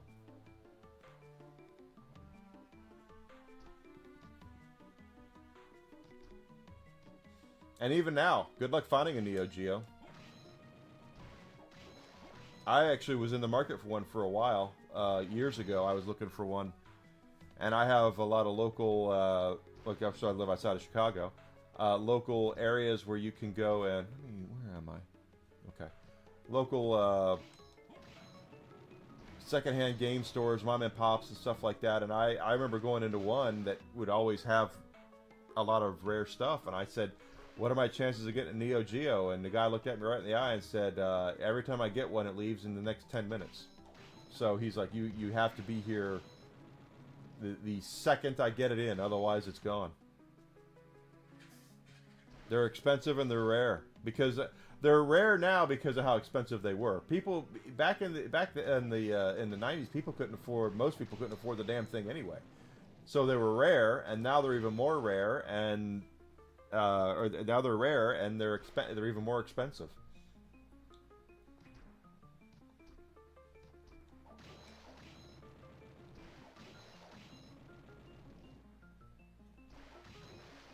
And quite frankly, you can get other stuff that's cheaper. The stuff that's cheaper. That's why when you see like these arcade ports of stuff like the Marvel Maximum Collection and the Marvel vs. Capcom Collection and all that stuff, those are arcade perfect ports. We didn't see a lot of that shit in the 90s. Only Neo Geo was the one that really offered it. Now in 1999, when the Dreamcast came out, the Dreamcast was kind of the console that really defined arcade perfect experiences, because the Dreamcast was so strong, was so powerful. It was just as strong as any of the stand-up cabinets that were out there. So a lot of companies weren't 67 weren't. I would say Dreamcast is where a lot of the arcades started to die, quite frankly, because you were getting the arcade perfect experience at home. You had no reason to go to the arcades. Plus, you could play the damn thing online. So a lot of the games you could play, arcade games you could play in the arcade, you could sit on your couch and play with your buddies, and they could be in their own house. They could be halfway across the country. They could be wherever. It did have an upper controller. It was an off-take of the Saturn 3D controller that they used for Knights, but it worked. It fit in your hand pretty comfortably. It looked weird, but it actually felt pretty nice in the hands. Or feels pretty nice in the hands. I still have mine over there.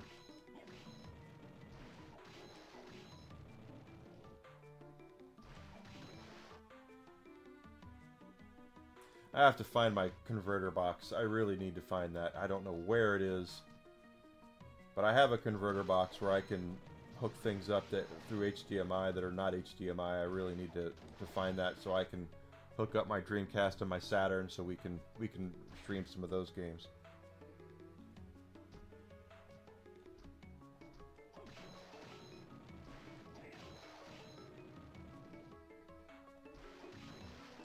I'm trying to get that guy to drop his soul. That would be really nice.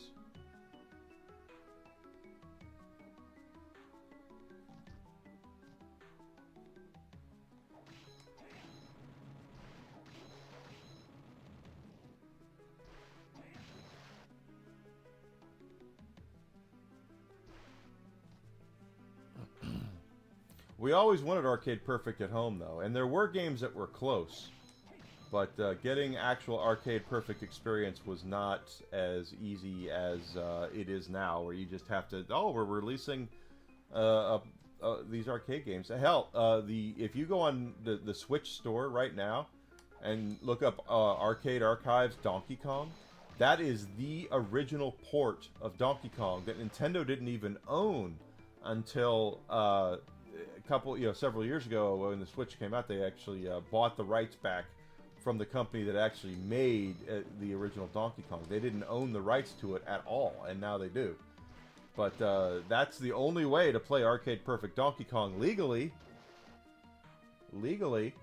is by downloading it off of the Switch store, and it is the Arcade Perfect version of the original Donkey Kong.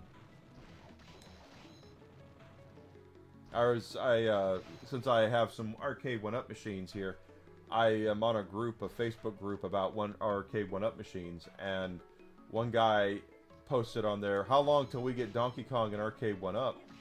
And I replied to it, said, considering Nintendo just bought the rights to the original port of Donkey Kong so they could put it on the Switch for you to buy, the answer is they're not going to do it.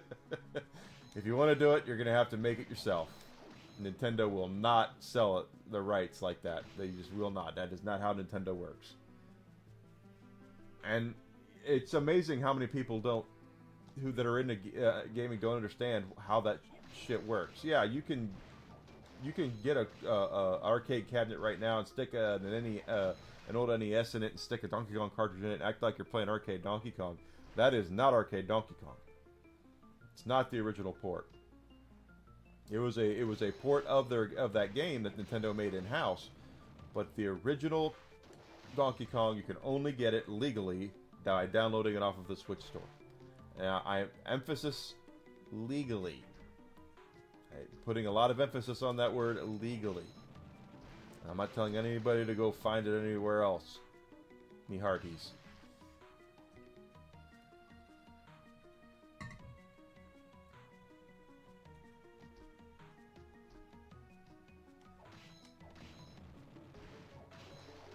I can't believe this worm has not dropped its soul yet.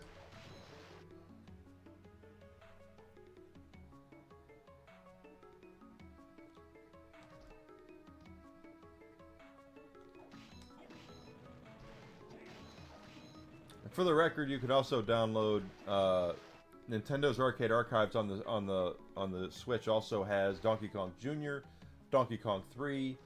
Also has Punch-Out and Super Punch-Out, the arcade ports of that, which are, again, the only legal way to get them is on the Switch. So, I realize that Nintendo is not in the best place right now with a lot of fans because of their practices, but the truth is that they do at least preserve their shit, which is a lot more than we can say about a lot of companies who don't preserve their shit.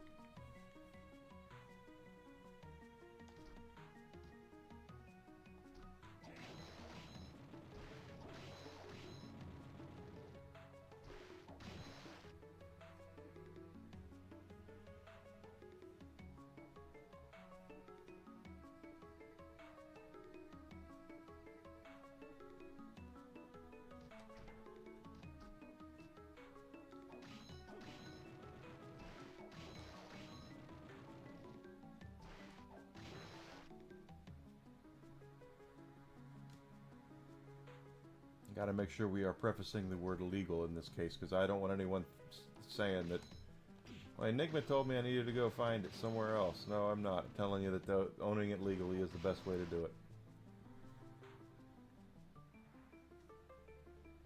And at least they're preserving, you know, they're not, they are predatory, they do weaponize nostalgia, absolutely they do, but at least they are preserving their legacy.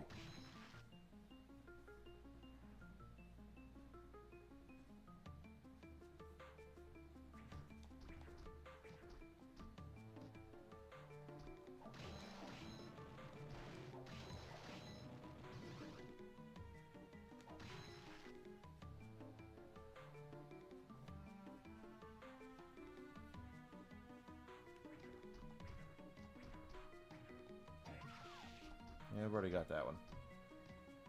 The Siren I don't think I have.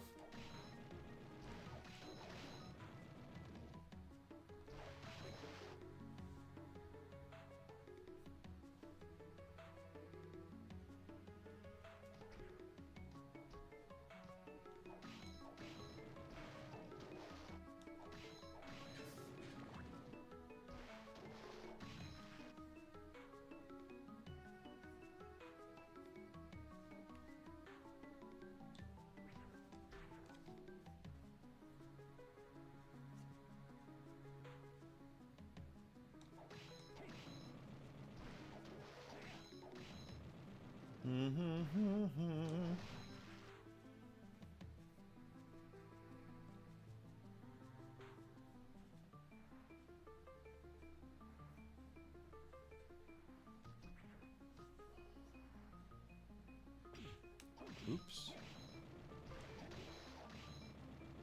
Come on, give it to me. That one is being very tight with their soul. Dead or alive. The Dryads aren't getting the Dryads to drop, but this one, not so much. I know where I'm going when it's all said and done. In fact, let's head on back to save. We'll get that poison worm.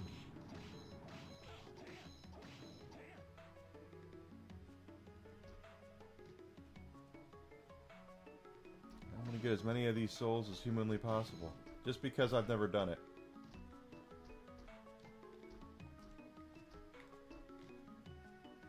I know Alucard has because he's freaking Castlevania royalty, but Enigma's never got them all. He's never Pokemoned his way through the souls in Castlevania. Aria of Sorrow.